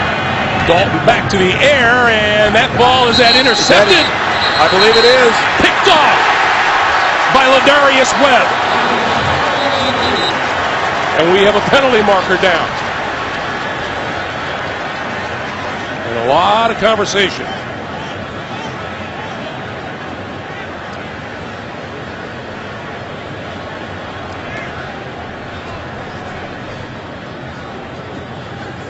And Walt Coleman, with his back to you, going to tell us what it's all about. This might be an unpopular call here. There's no foul for defensive pass interference. First down, Baltimore. Well, it might have been, but it's not. Andy Dalton, again, looks like he's looking at the jersey of his receiver, Marlon Jones, and what an effort by Webb. Marvin Jones just outfought for the football. Webb, yeah, I mean, Webb is behind. He is behind Jones and somehow is able to reach around in front and take the football away. That's an extraordinary piece of work by Ladarius Webb. Now, if I were Marvin Lewis, I'd question as to whether or not that happened after the players were on the ground. Oh, it looked like he was taking. It looked like he was taking it away in midair. Well, there's certainly enough time to throw the challenge flag, but he's not going to do that. And that looked like what an effort by Webb from behind to take that football away. This is Bernard Pierce. Pierce looking for running room, coming to the near sideline, across midfield and into Cincinnati territory. Well, keep in mind there, Greg, because that was a turnover, they look at it upstairs, so it's not up to Marvin to throw a flag or not. My error, you're right. But what a job by Webb. That just, you don't see a guy making an interception from that position. 2nd and 6. Pierce out of the backfield. And not much to go on there. Let's go back to that interception. You know, right there, Andy Dalton's got to be thinking, well, that's a completion. I've thrown it right to my guy. But from behind with the strength of his left arm, Ladarius Webb takes it away. I don't think there's any question the officials were right. When they hit the ground, Webb had control of the football. Meanwhile, Flacco back looking at a 3rd down and 6 now. And might have been a flinch. It is. On that Baltimore offensive line. False start, number 82, offense. 5-yard penalty, still 3rd down. Torrey Smith.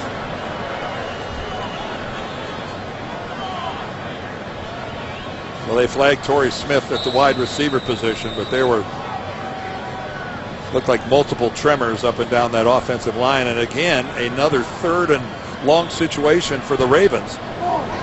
Just have no offensive continuity going at all. Baltimore averaging 2.6 yards a play. Here they come after Flacco, and he throws for Rice midfield and no further, and they'll have to kick. Well, Wallace Gilberry, what a play he makes.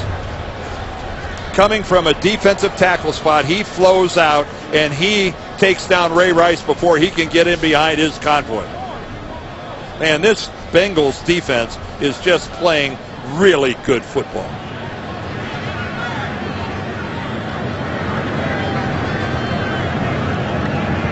Sam Cook, we'll see what he can do now about backing this Bengals offense up. Hangs it up high. Tate fields it at the 6. Tripped up and out of bounds at about the 15-yard line by Brendan Troy with the special teams play.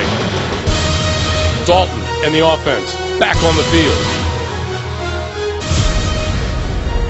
The NFL on CBS is sponsored by Killzone Shadowfall. What will you sacrifice for peace?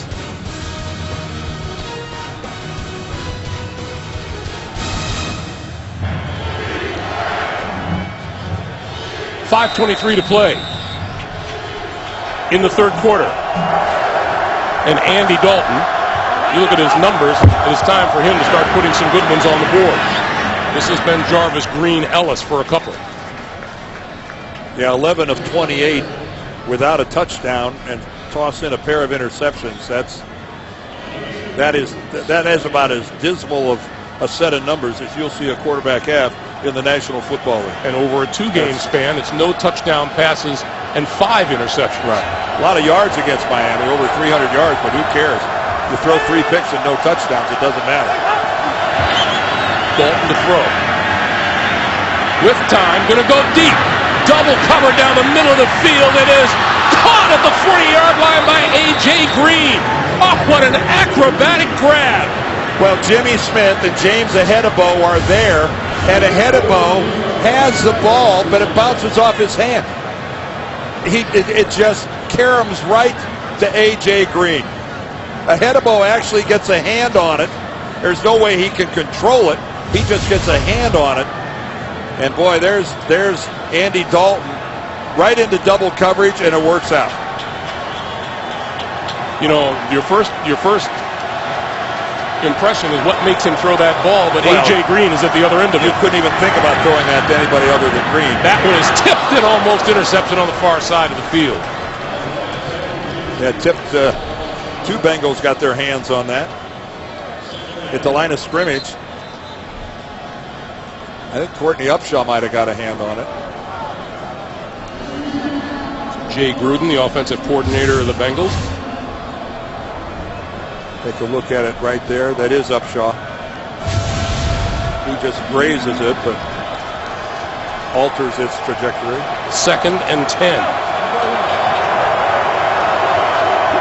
The rookie Giovanni Bernard in the backfield. Quick pass to the far side. That's A.J. Green, and Green can't escape the push, and there's a loose football, and it is ruled down. Ruled down back at the 41-yard line.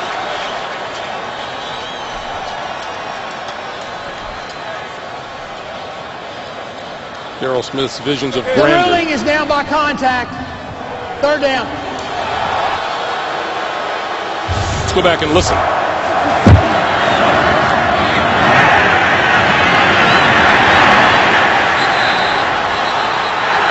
From that angle, it certainly looks like Green has the ball until he... Well, that ball, let's see what comes out. The back of the hand hits the ground first before a knee or a back, or a knee or any other part hits the ground. And here comes Walt Coleman over to John Harbaugh. The problem is that's a play, and we're going to get the explanation right now from Walt Coleman. Baltimore is challenging ruling on the field that the runner was down by contact. So he'll go under the hood. We'll take a timeout. We'll see if this ends up going in the opposite direction. We're back here in Baltimore. Let's watch A.J. Green. I think before a knee or an elbow or anything hits the ground, he loses control of the football. That, while it was ruled down by contact, there is a clear recovery after this. Even though the whistle blew, the NFL rule states this is going to be Baltimore's football. If Walt Coleman agrees with me, they won't get the yardage. It'll be at the spot of the recovery. But I think Baltimore is going to come out of this with the football. The back of the hand is part of the hand. The wrist is part of the hand. That doesn't put you down. That does not put you down where the fumble would have come after you were down. I think it's a fumble. After reviewing the play, the ruling on the field stands. Baltimore is charged with their first team timeout, and that is all their challenges for the game. Wow. You know, John Harbaugh is upset, and I don't think you can blame him. To me, his knee hasn't touched yet. And the ball is and coming the forearm wasn't down. The back of the hand, the way they've always explained it to us, the back of the hand doesn't put you down.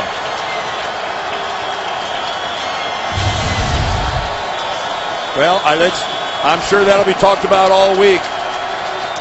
I'm not changing my opinion. I thought that was a fumble. I think we know what John Harbaugh thinks. But he is a little biased. Meanwhile, Dalton looking at a 3rd and 11 and needs the 30-yard line for a first down. They just caught a break. Let's see if they can make something of it. Dalton throwing this sideline. It is incomplete. Batted away by Jimmy Smith. Jimmy Smith that time draws the coverage on A.J. Green. And that ball from Andy Dalton coming all the way across the field doesn't have a whole lot on it, and Jimmy Smith has time to move in front and just pretty effortlessly get a left hand on it and swat it away. The Bengals 0 for their last 8 on 3rd down.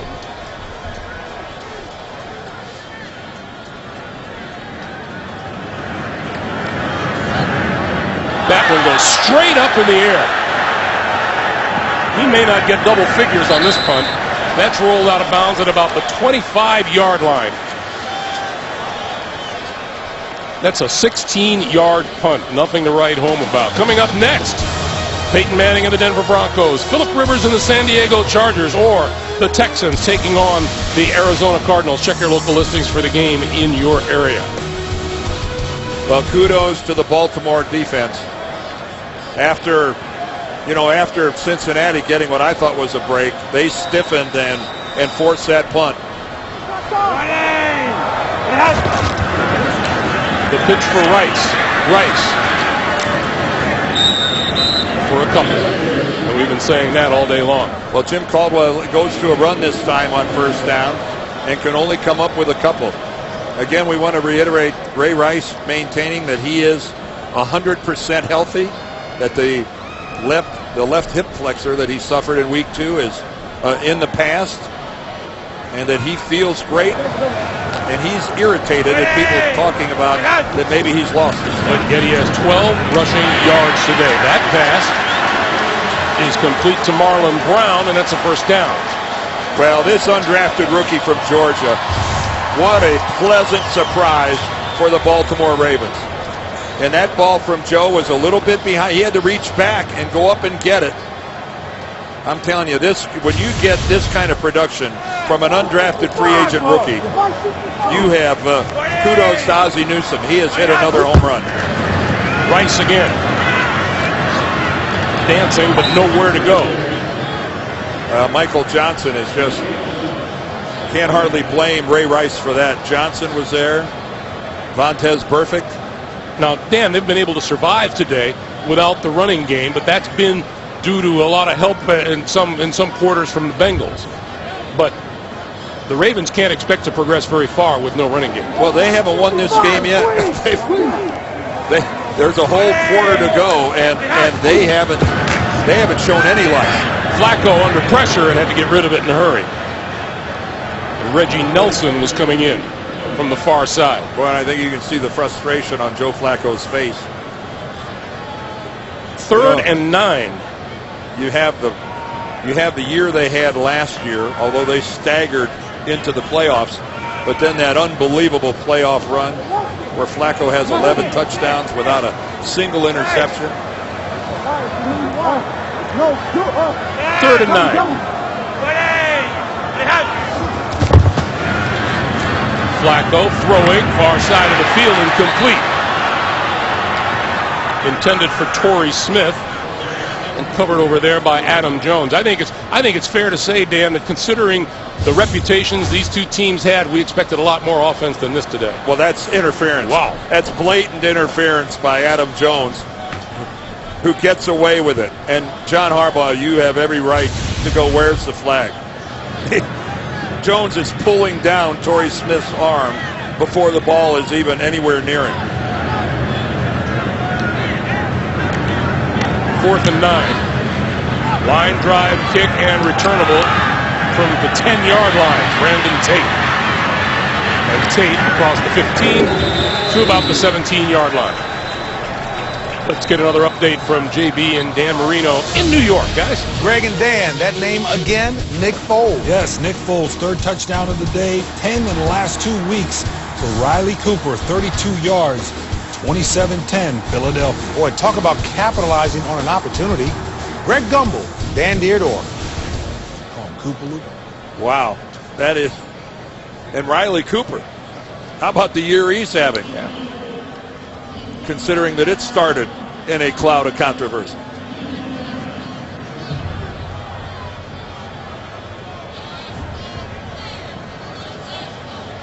So with 1:04 to play here in the 3rd quarter,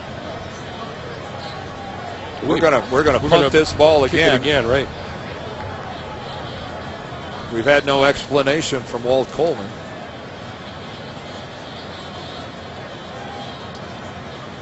Walt Coleman made an announcement without his microphone on.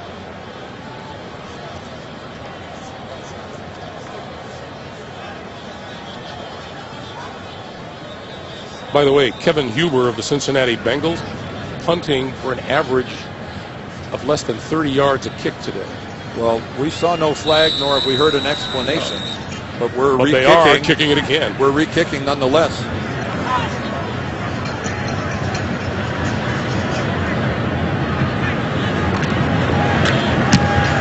And Cook.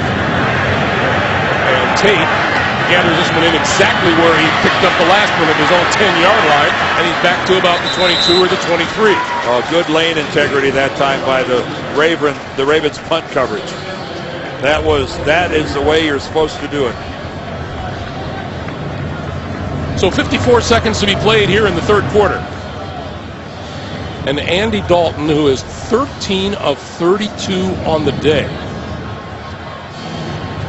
144 yards and 2 picks. Well, without a lot of help from their offense, this Ravens defense is playing some ball. Question is, can they keep this Cincinnati offense, this high-powered offense, bottled up for another quarter? This is Bernard for just a couple. D'Angelo Tyson making the stop. Well, this is a throwback game here for this Ravens defense. This is the kind of defense that we saw them play back at the turn of the century when they won the Super Bowl in 2000. This is the calling card of this franchise, and they're spinning off a beauty here through 3 quarters. Dalton on 2nd and 7. Running out of time, and he goes down.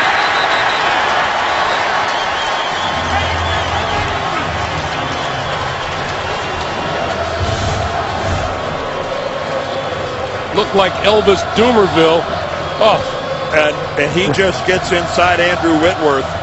And Andy Dalton, a straight 4-man rush. What was unusual about it is that one of the 4 guys rushing was Ladarius Webb, the corner. But still, 4-man pressure, a sack. We're come to the end of 3. 17-3 Baltimore. Back after this message and a word from your local station. You're watching the NFL on CBS. Our aerial coverage today being provided by MetLife as we welcome you back to Baltimore, the start of the fourth quarter, with Mark Wolf, our producer, Suzanne Smith, our director, Greg Gumbel, Dan Deerdorf, and the rest of our crew. 17-3 Ravens, and that man has to kick it into gear and do it pretty soon. Yeah, well, 3rd and 13 is not the ideal time to have to do it.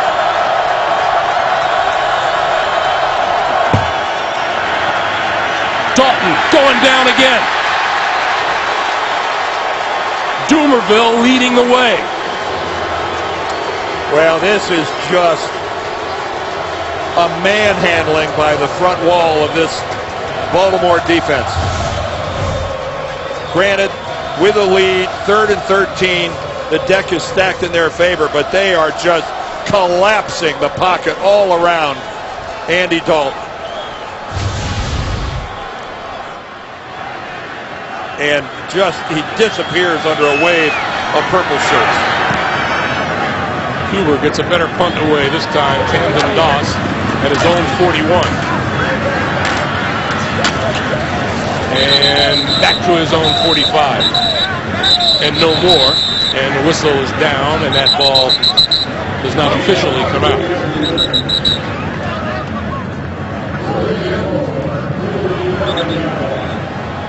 So Joe Flacco back onto the field. Well, the important part is he's got 2 touchdowns in there, which is the difference in this game right now. The first one was all because of Joe extending the play but with his legs and finding Dallas Clark.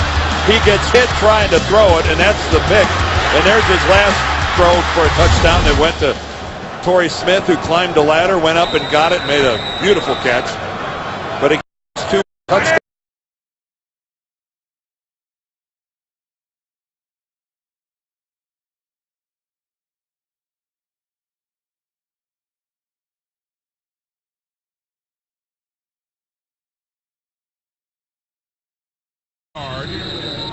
Maybe not. Maybe Interference penalty on an underthrown ball.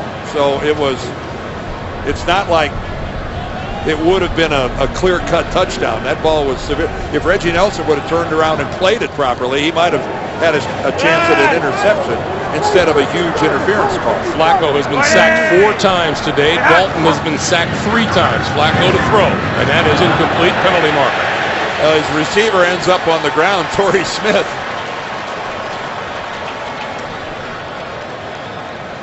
Prior to the pass.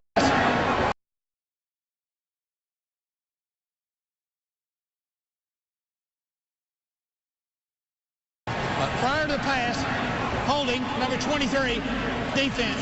5-yard penalty, automatic first down. That's Terrence Newman. Well, I think this explains how Torrey Smith ends up on the ground. Newman had both hands on his shoulders, and he pushed him down beyond 5 yards. Yeah, I never played corner, Dan, but I'm pretty sure you can't do that. Yeah. Well, you're allowed to get your hands on him, and you're allowed to hit him, but you can't ride him beyond that 5. And look at that. Baltimore has 5 first downs because of a Cincinnati penalty. Those are gifts. Now, those are gifts. This is Bernard Pierce. And Pierce just inside the Cincinnati 45. And for the Baltimore running game, that is an extremely successful play.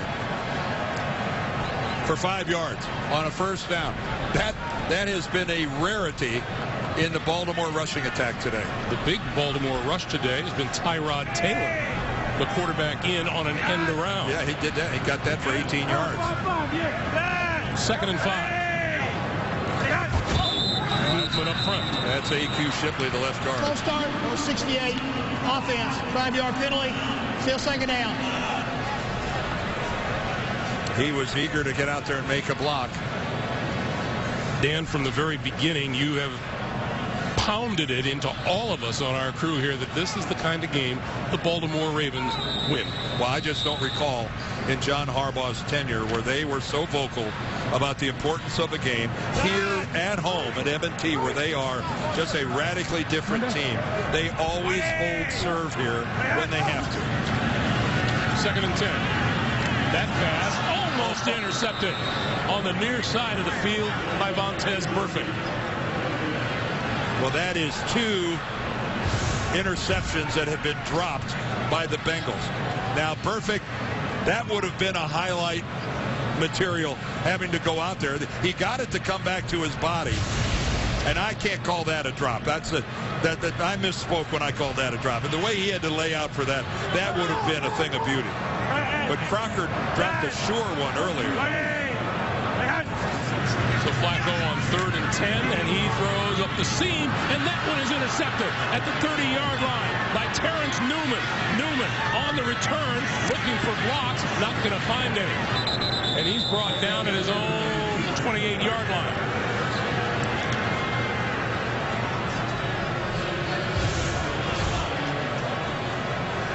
Well, right into double coverage, bracketed short, bracketed long.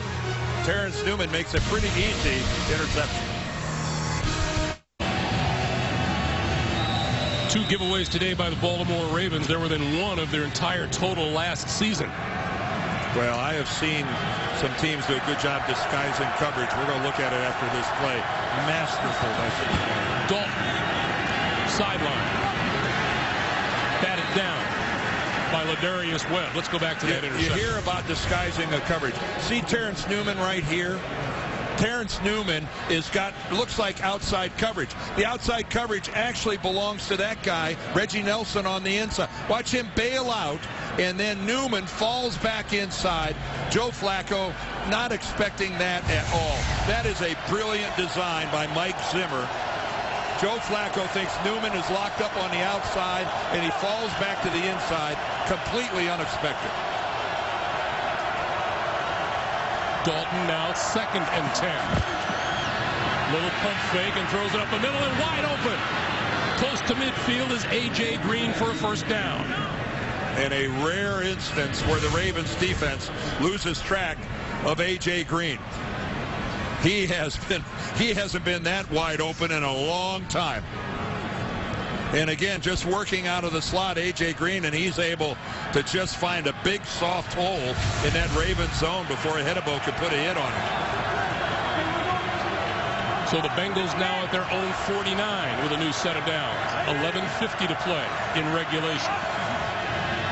Dalton on fake again.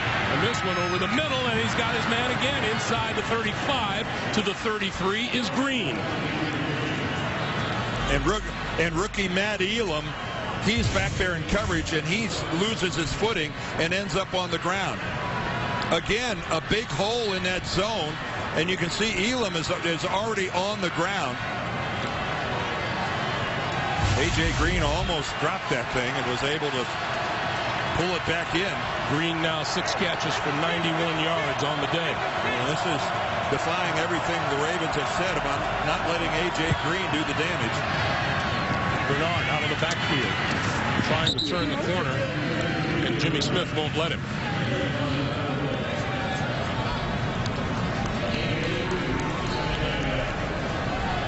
Again, if Cincinnati can just somehow get this down to the end zone, which is a giant if, because they haven't shown any ability to this point to be able to do that.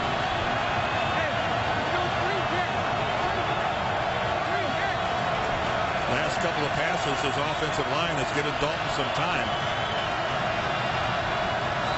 Lots of people crossing the offensive or the line of scrimmage. Well, that penalty is going to be against Baltimore. Elvis Dumervil was all the way across the line.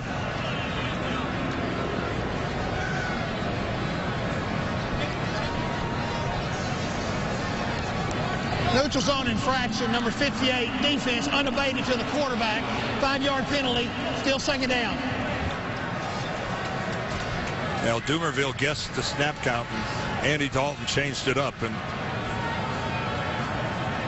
he was only 2 yards across the ball. That's no not more. So bad, is it? No more. He didn't even get to the quarterback. 2nd and 3.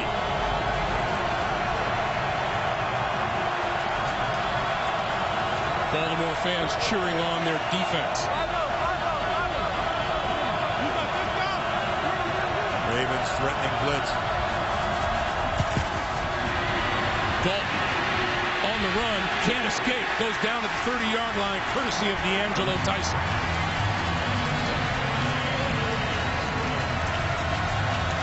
Well, I tell you what, Matt Elam, the rookie, screws him up because he gets up there, he fakes blitz, and then he falls off and picks up Tyler Eifert, the tight end. And you could see that you could see Dalton turn that direction. He wanted to throw to Eifert, and he didn't count on Elam being out there. Now Dalton with a big 3rd and 7. Threatening the A-gaps again. 0 for their last 9 on 3rd down. Dalton throws this side of the field, and that is complete to A.J. Green. And that is about 2 yards short of a 1st down, but we have a penalty marker down.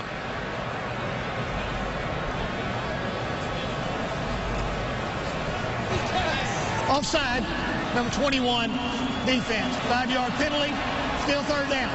It's Ladarius Webb ruled offside. It's not every day you see a corner get called for being offside. Here's Webb right up here. Oh, he is.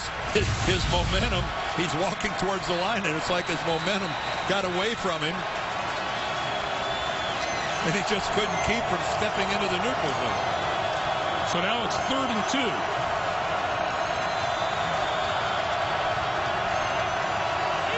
Giovanni Bernard in the backfield for Cincinnati.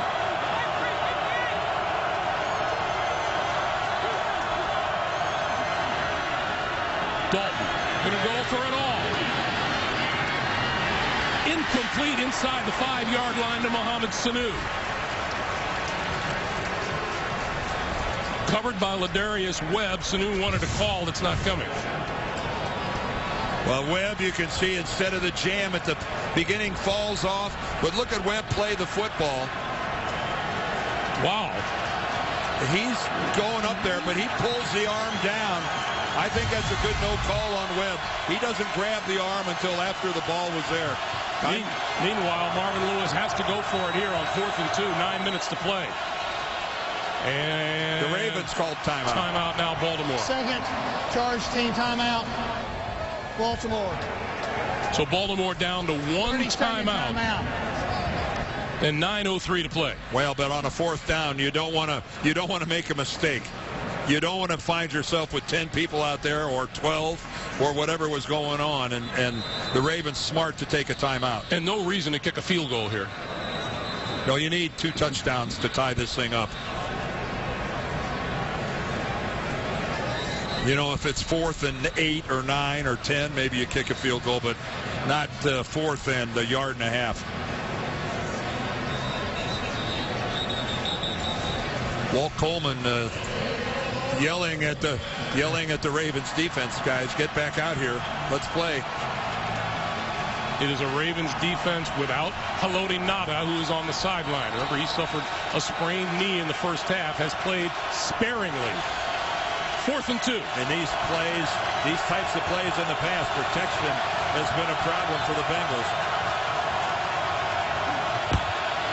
They give it to Bernard. No, Dalton with the keeper and slides inside the 20 for the 1st down.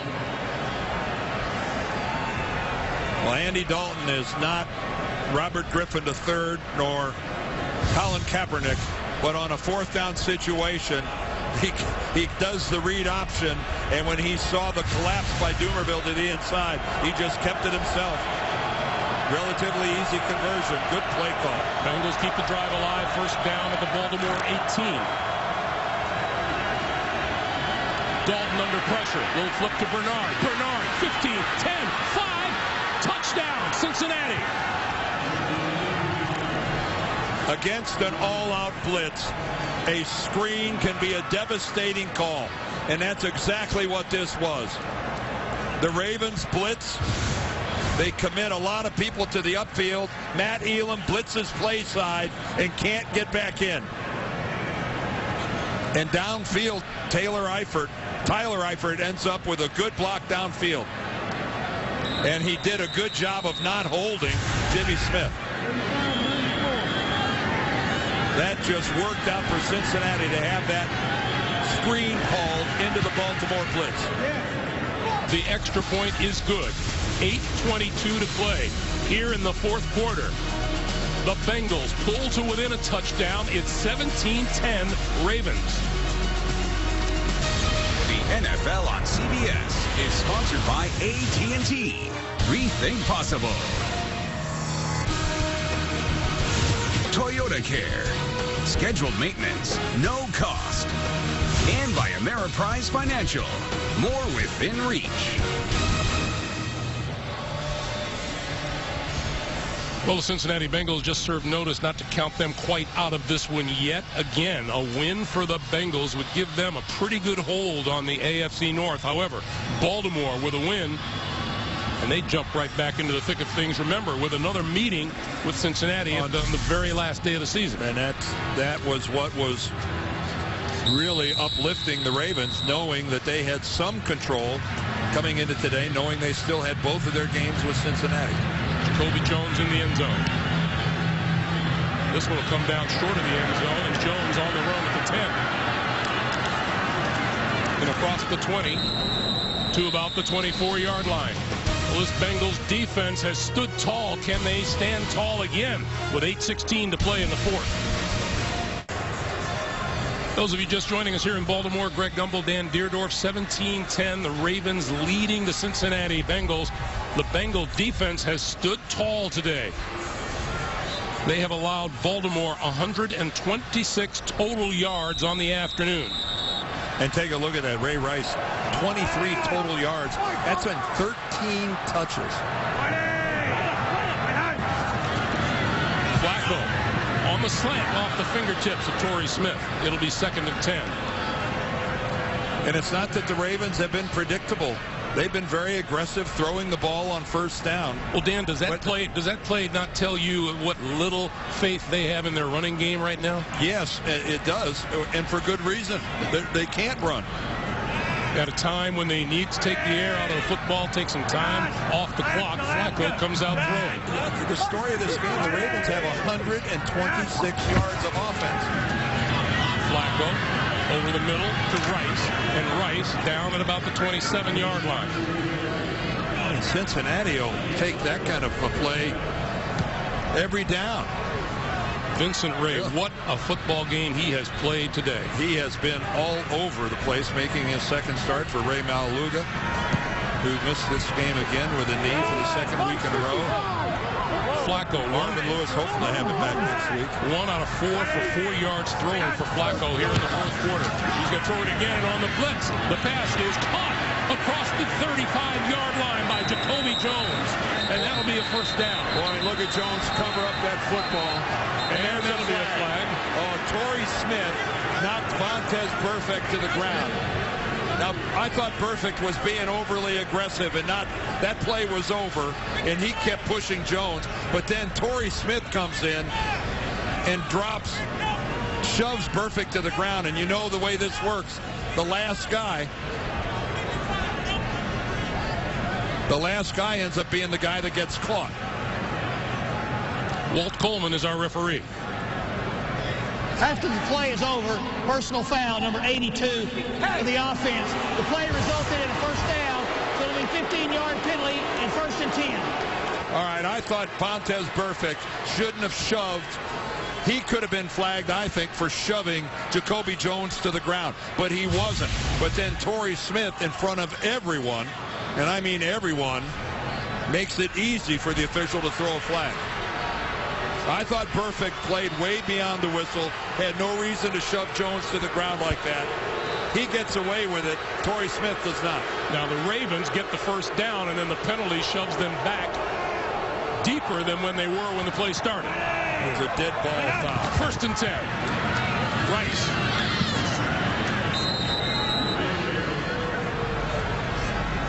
To the 24. You know, I know Matt Burke retired, and Assembly's on IR, and Eugene Monroe is now playing left tackle because Bryant McKinney now is down in Miami. There's a lot of new people involved up on the line with this running game. But this is still a surprise week in, week out, looking at these Ravens struggle to run. Flacco throwing complete across the 30 to 35 to about the 38 is Ed Dixon, the tight end. Well, Ed Dixon only had 8 receptions coming into this game. He's the blocking tight end. He in no way is scaring a defense the way that Dennis Pitta does. or even Dallas Clark for that matter. And that time they took advantage of the fact that he's one of the last guys that the Bengals defense will identify as a threat. By the way, Vincent Ray made that tackle. Yeah, well, what a big first down conversion that was. Flacco and company from the 38. Squeezed up under 6 minutes to play. Rice, left side. Nowhere to go. And again, every time the Ravens are able to move these sticks, they make the job for the Bengals that much tougher. Cincinnati with all 3 of their timeouts remaining. Baltimore is down to 1, and Andy Dalton itching for a chance to get back. Well, Joe's got his team up to the line with a lot of time left on the play clock. I wouldn't snap this until I got down to 5 seconds or so. He chooses not to. He chooses not to. He has time, still with time, rolling and looking, and going to run it, and runs out of bounds. And he got hit as he went out of bounds, and it drew the flag. And now, again, Vontaze Burfict is in the middle of the Ravens bench.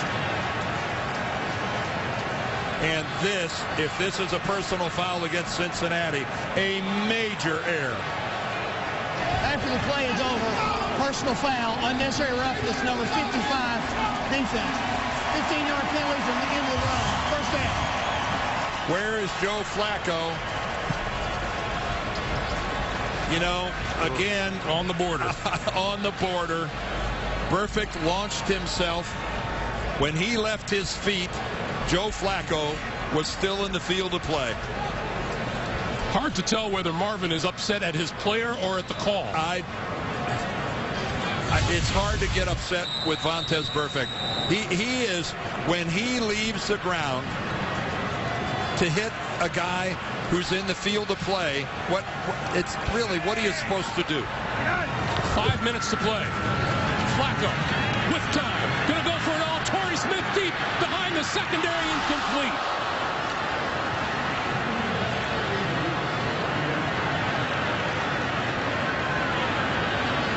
Well, as Torrey Smith has done his whole career, even against a deep safety, he's able to get behind the defense. And Joe Flacco overthrows him by about 6 inches.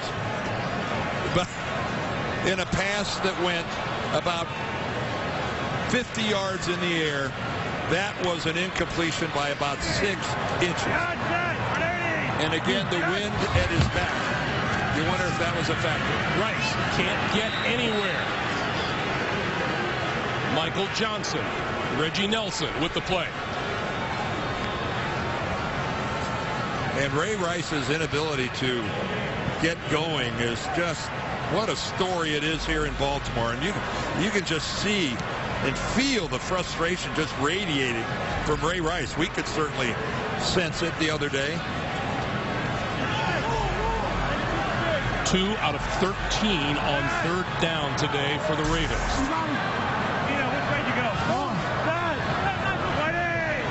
The Bengals are only 2 of 14. Flacco shakes one, lost the football on the ground at midfield. That's a fumble. Joe Flacco lost that football, and Cincinnati has it.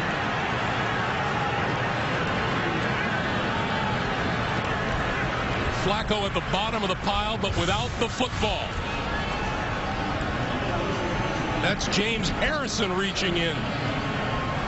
James Harrison, number 92, looks like he swatted the wrist of Joe Flacco and knocks the football loose.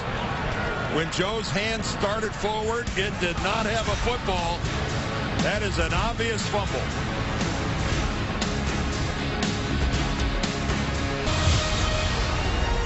The NFL on CBS is sponsored by Killzone Shadowfall. What will you sacrifice for peace?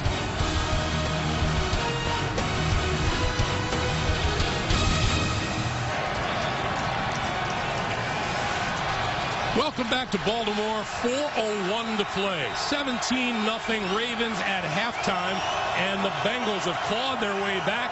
They have the ball at midfield. A Cincinnati win would give them a 3.5-game lead in the AFC North. The Ravens trying to put that off. Giovanni Bernard gets a yard, maybe. Andy Dalton has not had a great day throwing the football. Neither quarterback has. No, but Andy Dalton not even approaching 50%. 17 of 38. Those are just dreadful numbers. 1 touchdown and 2 interceptions. Almost borderline horrific statistics for a quarterback in today's NFL. Dalton had to throw it away. Chris Canty applying the pressure. Joe Flacco, on the other hand, has turned the ball over 3 times here today with 2 interceptions and a fumble. And Carlos Dunlap knocked that ball loose. I think I might have said James Harrison, but Harrison recovered it. But again, it was a good look at that empty hand of Joe Flacco coming forward without the ball. Now on third down, Cincinnati 2 for their last 14 and 0 for their last 10. And a lot of that is because Baltimore has completely collapsed the pocket. Dalton right up the middle, scrambling for it, looking for the first down, and he gets it inside the 40-yard line. Clock continues to move with 3:10 to play. That is just a sensational effort by Dalton. A 4-man rush. He gets away there. Suggs can't quite get him there, and then he makes a head-of-bow miss. That's the big miss. Suggs right there, but now Andy Dalton is going to make James Ahead-of-bow the safety miss, and that last miss is what allowed him to move the sticks. Bengals at the Baltimore 38. Bernard to the near side. Can't find any running room. And that was cut short at the 37-yard line by Lardarius Webb, who has been really active today. And when Jay Gruden now is calling the plays for the Bengals, obviously every series is a 4-down series. Field goals meaningless here with 2 minutes and 20 seconds left, so every series involves 4 downs.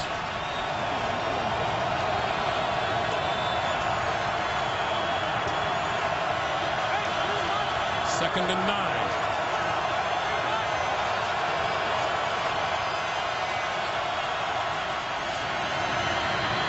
Dalton throwing, overthrew it, intercepted, picked off by Ahead-of-bow, his second of the day.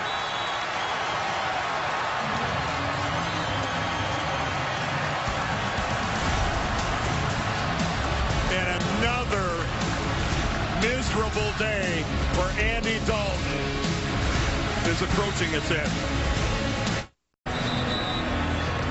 Cincinnati has been able to grab 3 Baltimore turnovers today, but have managed only 7 points off of those turnovers. Now, Cincinnati has all 3 timeouts. Without a Ravens first down, they will get the ball back. Bernard Pierce with running room out to the 24. And a timeout here. The Bengals use their first. Let's go back to that interception. Well, it's just a classic overthrow. This is A.J. Green in the slot who's just going to come down. But watch this ball. He's actually open. He's got good position right there. But the ball from Andy Dalton, a severe overthrow. And we're talking like 5 feet over his head. Matt Elam gets his hands on it first. And the old tip drill then to Ahead-of-bow. But and that ball just... Not the first overthrow of the day for Andy Dalton by a long shot. No. He's been doing it all day. And again, he had such a wonderful stretch. He had those 3 games against Buffalo, Detroit, and the Jets, where he had 11 touchdowns, 2 interceptions. Montez Burfict being helped off the field. He doesn't want to go. No, he doesn't. And he doesn't have to leave because they took a timeout. But, he had that wonderful stretch, and then it came to a screeching halt in that loss to Miami last week, where he didn't throw a touchdown, but he threw 3 picks. And now 3 more this afternoon. And they're having trouble convincing number 55 to get off the field. Well, this is where the doctors have to take over. Yeah, we applaud his competitive spirit, but the medical staff has to assert themselves, and they did. Flacco, 18 for 34. He's barely over 50%. Dalton, 17 for 40. I mean, Joe Flacco has thrown the ball 34 times for 119 yards. Rice to the 27. And another timeout. Cincinnati uses it. 1:46 on the clock. Well, again, this game got started. Andy Dalton with an overthrow, intercepted. Then Torrey Smith ends up with a touchdown. And then Giovanni Bernard on a screen pass into the blitz. He ends up with a touchdown. And then Joe Flacco gets the ball knocked out by Dunlap. And then the last play, which just happened, the Hedebo's interception that sets up this possession by the Ravens, who, if they don't move the chains here, Cincinnati will use their last timeout, and they're going to get the ball back with a fair amount of time. Rice to the 30, and that's short of a first down. He's going to be a full yard short. Marvin Lewis said he called timeout.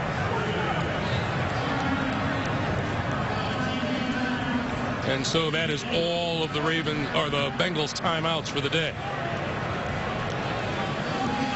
And it's pretty simple what they have to do. Not real complicated. You got to get a touchdown. You don't have any timeouts. The offense should go out to the field having a couple plays already called. Jay Gruden there, the offensive coordinator on the right. He's had this whole possession to plot this series because they knew exactly what was going to happen as long as the defense did their job and didn't give Baltimore a first down. Adam Jones is going to be back to field this punt. A pretty dangerous open field guy is Pac-Man.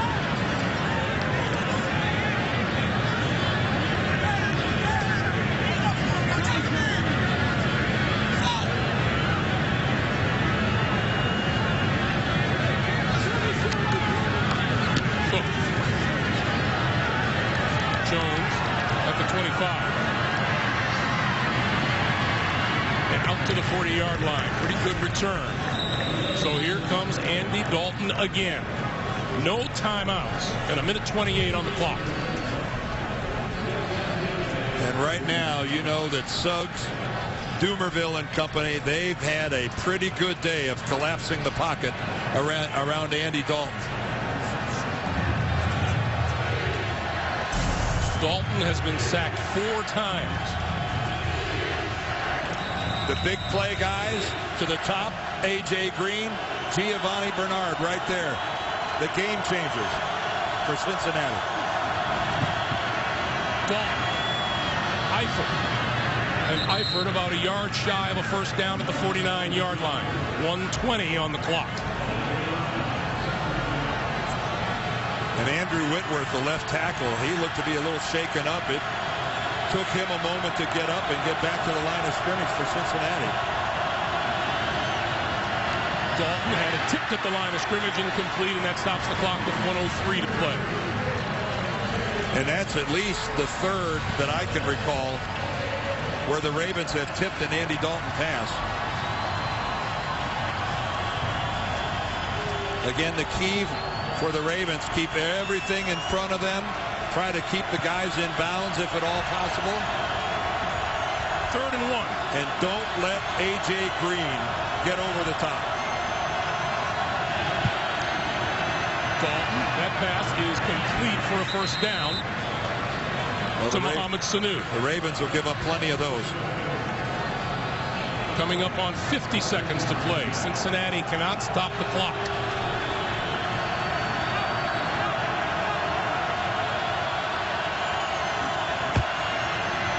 Dalton up the middle, tackled at the 45-yard line by Terrell Suggs.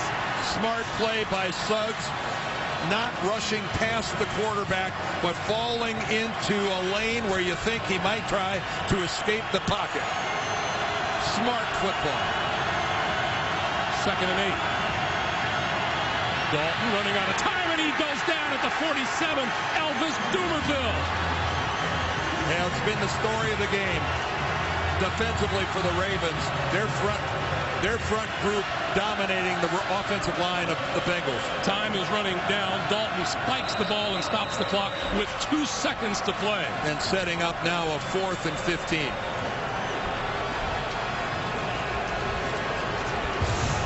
Marvin Lewis has been watching his quarterback under duress. Elvis Dumervil just reaches inside with those long arms of his.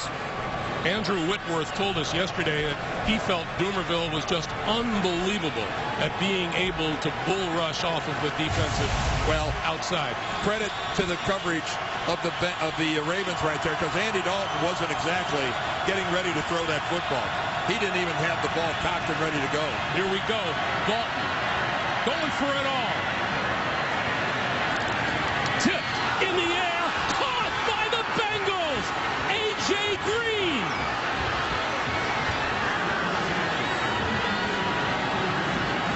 What a mistake by the Ravens. You swat the ball down. You don't pop it up.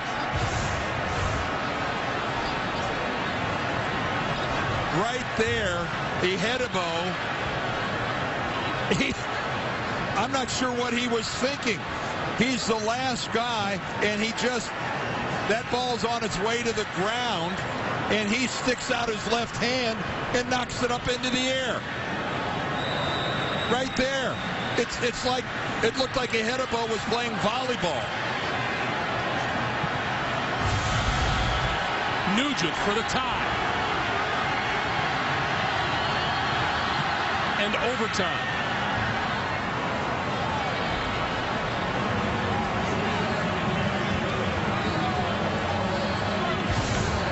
You practice this. Everything involved in swatting the ball down. I can't pretend to know what James Ehedebo was thinking. It must have just been an instinctive reaction, but he just laid up a softball to A.J. Green. If he just lets that ball travel on down to the ground, the Ravens are in the locker room doing interviews, and instead he just serves it right to A.J. Green.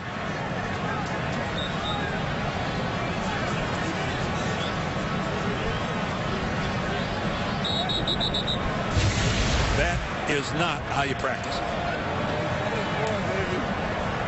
So the Bengals all smiles at midfield. Oh, correct me if I'm wrong. This was 17-0, wasn't it? At halftime.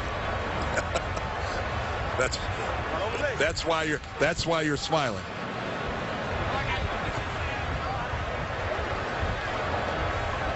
All right, gentlemen, we'll play a 15-minute overtime period. Each team will get to possess the ball unless we have a safety or a touchdown. Each team gets 2 timeouts. Replay will be up in the booth. Cincinnati is the visitors. You'll call the coin. The Ravens is heads. The NFL is tails. Call tails. It is the tails. Cincinnati will receive. Cincinnati won the toss. They will receive. Good luck, man. Can the Bengals come all the way back? This AFC North and its championship very well at stake here in Baltimore. We'll be back.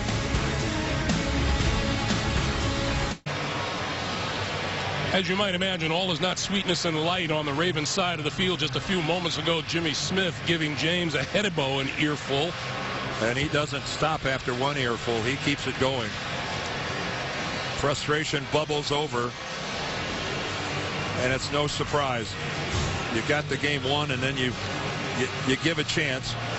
So now the Bengals get the football first. Remember, a touchdown or a safety on the first possession. If you kick a field goal, the other team gets an opportunity to possess the ball. This is all like the last couple minutes of a game. Everything is handled from a review standpoint by the replay booth upstairs. So the Bengals are going to get first crack at it. Brandon Tate is deep. And Tate will not get a chance to return this one. It'll be first down at the 20-yard line for Dalton and the Bengals. Cincinnati playing in its second straight overtime game. They lost in OT at Miami. And it's their third overtime game of the season. They actually had one against Buffalo that they won. So, and I'm sure right now Andy Dalton is checking to see where the goal line is, because that's how their overtime game a week ago with Miami ended, with him ending up trapped in the end zone by Cameron Wake for safety. Dalton. That's complete. And hit almost immediately is Alex Smith making his first reception of this season. And Darrell Smith was in his hip pocket.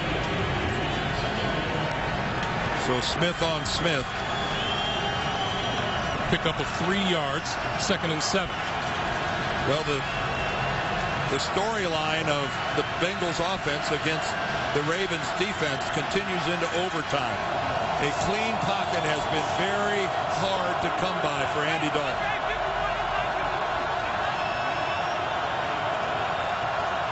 Giovanni Bernard alongside Dalton in the backfield. Dalton on the quick pass underneath to Green, and Green diving for a first down to the 31, maybe the 32-yard line. Good, solid, high percentage throw on the slant. And that's one of the ways that A.J. Green has really developed into a more complete receiver in his third year. His rookie year, he was a guy who loved to play the game between the numbers and the sidelines. Didn't have a whole lot of interest about going inside and getting whacked. He's not afraid to do that now. A.J. Green with a new Cincinnati record, 151 receiving yards today.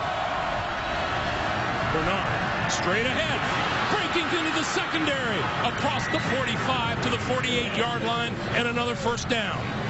Well, the ball handling by Dalton fakes the quick screen to the outside, a complete pivot, and then a lead blocker in Tyler Eifert, his tight end. That is a good-looking play drawn up by Jay Gruden right there. And you can see it found the Ravens defense had vacated the middle. And Bernard took a pretty good shot at the end of that running play. Bernard to the sideline. Ben Jarvis, Green, Ellis into the backfield. Gets the handoff. He'll go up the middle to about the 47 of the Ravens. Giovanni Bernard came into this game with some sore ribs. There was some question as to whether or not he was going to be able to play. He looked like he's in some discomfort over there on the Cincinnati sideline. He has really gutted it out today. Tough little guy, isn't he? Yes, he is.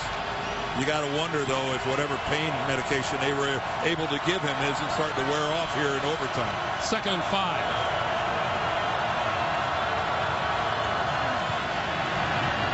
Dalton for Green, and that one is almost picked off by Webb. Ladarius Webb, he read this all the way, and he really jumps his route. He's really, look at him. He was ready to come in on that slant. He made his move to the inside simultaneously with A.J. Green. That was really just spectacular by Webb. That's doing your homework.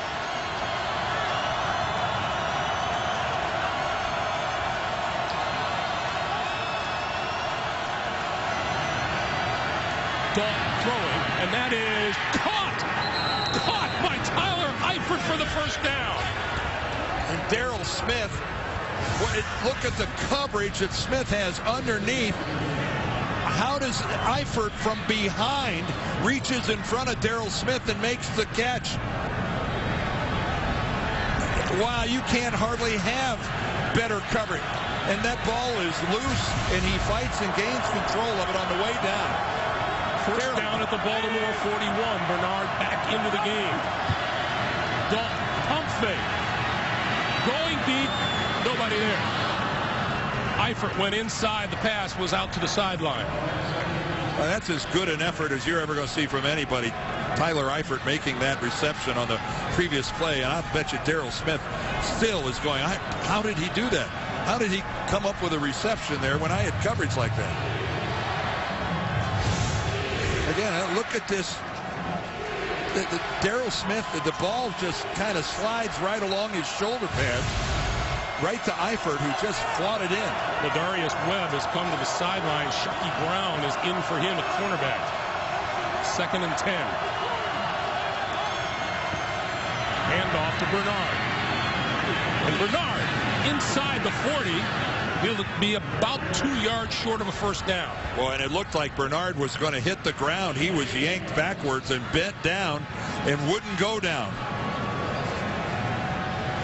I asked him if anybody ever told him he was too small to play football. He said, of course. He's heard it all his life. Well, this should be about a 3rd and 5, 3rd and 6, except for that extra effort by Giovanni Bernard. Instead, it's a 3rd and 2. Bernard in the backfield behind Dalton. Bernard again. And he's not getting a first down. Not on this one. Well, this is going to bring up a 4th down. This would be a 52-yard field goal? Into the wind. Into the wind. I don't think, although if you look at the wind is shifted. Look at the flags on top of the stadium. Well, the flags on the goalpost to our left are blowing into the faces of the Bengals. We've got an injured Baltimore Raven who can't make it to the sideline. That's Darrell Smith. Now, we have seen Marvin Lewis go for 4th down conversion several times today.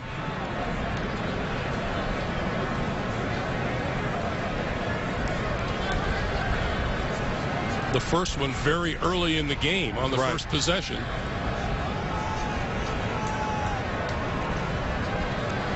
But since then, they have gone 3 for 4 when trying it. Yeah, and one of those was the Hail Mary. Yes. The last play of regulation. The problem is if you go for the long field goal and you don't get it, you're serving up fantastic field position. I know it's in Marvin's DNA in this situation to just pooch the ball down there and make the Ravens cover a lot of grass to try to get with, especially considering the fact that the Ravens have done so little offensively. You know, and maybe the fact that they've done so little offensively is factoring into him going for it on 4th down. Well, Mike Nugent has hit from 54 yards twice this season.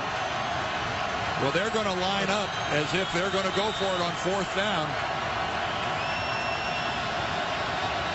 And I think this is Marvin Lewis saying, even if we turn the ball over here, I don't think you can go far against my defense. Giovanni Bernard in the backfield. Bernard out of the backfield. Shakes one tackler, reverses field. Looking for the first down. And is not going to get there. Great pursuit by the Baltimore defense.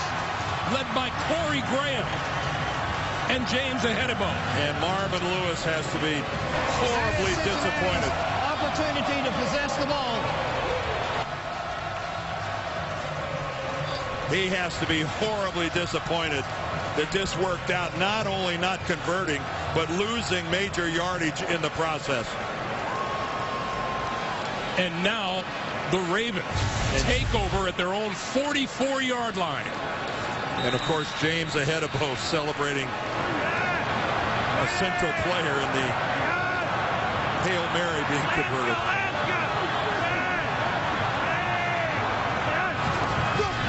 Rice shakes one tackle and picks up 2 on the play. At the most.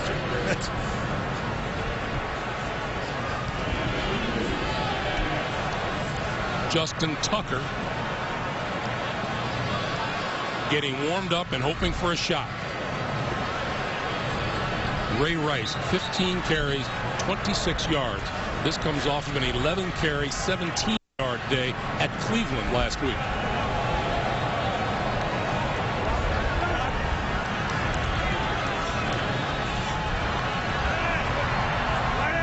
Baltimore scores here. They win this game. Flacco on the move. Flips it to Rice. Midfield, 45 to the 40, and a first down. Well, if ever two guys have a chemistry, it is Ray Rice and Joe Flacco in the passing game. Look at Rice. He gets a block. He does his job at the line of scrimmage, but then he's not satisfied to sit there and just say, well, I got my block. He goes out and gives Joe Flacco an outlet. That's an all-pro play by Ray Rice. A good block at the line of scrimmage, a safety outlet, moving the sticks. Rice inside the 40 to the 38. Games still to come here on CBS today. The Broncos, Peyton Manning. The Chargers and Phillip Rivers. Or Houston and Arizona. Still to come here on CBS. I think John Harbaugh knows that he's got to go farther than this. This is the outer limits of Tucker's ability to make it. Flacco pulls it down on the move, throwing to the sideline, and that's complete. Ed Dixon was there for the catch, and that's another first down.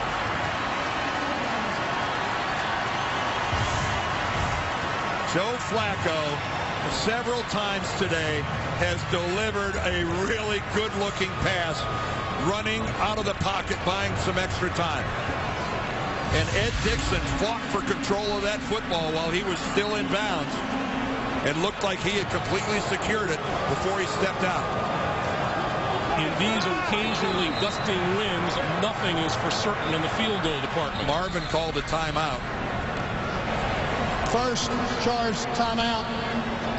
Cincinnati, 30-second timeout. The old defensive coordinator wants to get his defense over on the sideline and talk about it. Let's get you back to New York for an NFL Today update. Once again, James Brown, Dan Marino. Guys. Greg and Dan, it's Boomer taking it with Peyton Manning. I'm Marino's backup on this one. Here you go. On the Denver Broncos' first possession of the game, Julius Thomas in the flat. It's going to take it 74 yards. Denver's going to go up 7-0 to begin the game. As a matter of fact, I thought Marvin Lewis should have punted on 4th and 2, guys. That coming from a former league MVP. Back to Greg and Dan. Yeah, but that's Boomer. Well, again, I'm telling you, Boomer, I agree. Yes. Marvin Lewis has been flying in the face of his defensive DNA all game long. It's been very un-Marvin-like. No, it's been a theme. He's going to follow it through. Whistles before Rice can progress very far.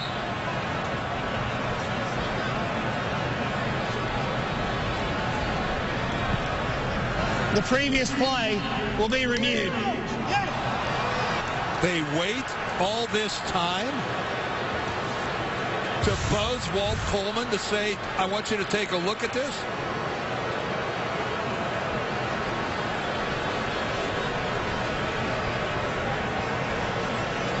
When does Ed Dixon have complete control of the football? When I first watched it, it looked like he puts it away and secures it. He's still in bounds. Is he still bobbling it there as he steps out? He did pass it down a pretty good portion of his body. But the ball can move as long as it's deemed to be under your control. Now that's the question here. He's still in bounds. There he steps out.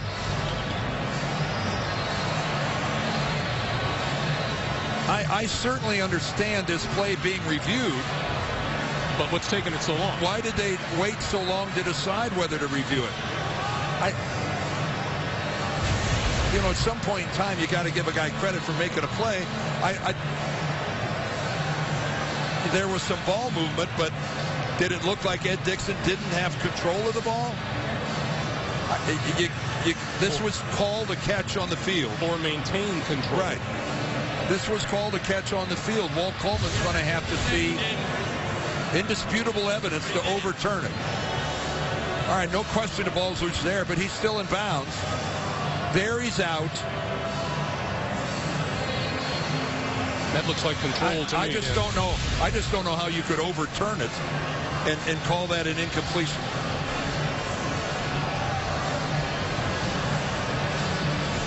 That's one of those deals. I'm not sure you can confirm it, but I don't I'm not sure that you could. I just don't see enough to overturn it.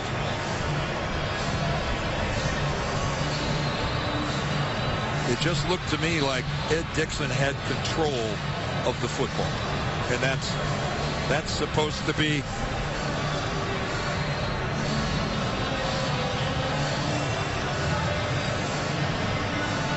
And Walt Coleman is now making his way back onto the field, and we'll hear from him shortly. Well, Walt and I disagreed last time. I'm not overly confident. After reviewing the play, the ruling on the field stands. Met with some approval by Baltimore fans. Well, it's the right call. Ed Dixon fought that thing in and maintained control. Now again, if he'd have stepped out of bounds on the one step before, he didn't have control of it. So the line of scrimmage is the Cincinnati 30. First down. The Ravens looking for a win that will pull them back in the race in the AFC North. Rice. It has been tough going for Ray Rice. He still isn't up to 2 yards a carry. The story coming into this was the fact that he was only averaging 2.7. And here with a bunch of touches today, he's got 17 carries for a whopping 30 yards. Now credit Cincinnati for a lot of that. Even without Geno Atkins, this is a good defensive front. Right. Nothing on that run. And I think John Harbaugh knows he's got problems on his offensive line as well.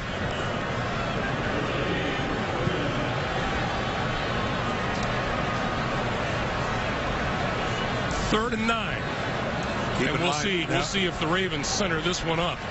Keep in mind, Cincinnati's had their possession. Right now, you're looking at about a 47-yard field goal attempt. Vontae Leach. Gets back to the line of scrimmage. And here comes Justin Tucker with a chance for the win. Well, he's got plenty of leg. That's not the issue. And the flags at the tops of the uprights would show that the wind is to his back.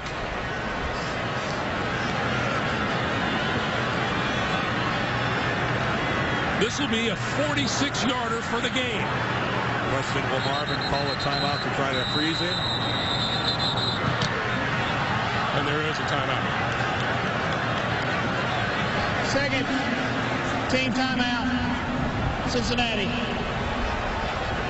And that's all that you get in the overtime period. Well, we had an extraordinary play happen to send us to overtime. On 4th and 15, no time on the clock. Andy Dalton launches one, and James Ahedebo tips it directly to A.J. Green. And this stadium went dead silent. They have a chance to go into an uproar here. 5:34 remaining in overtime. Justin Tucker for the win.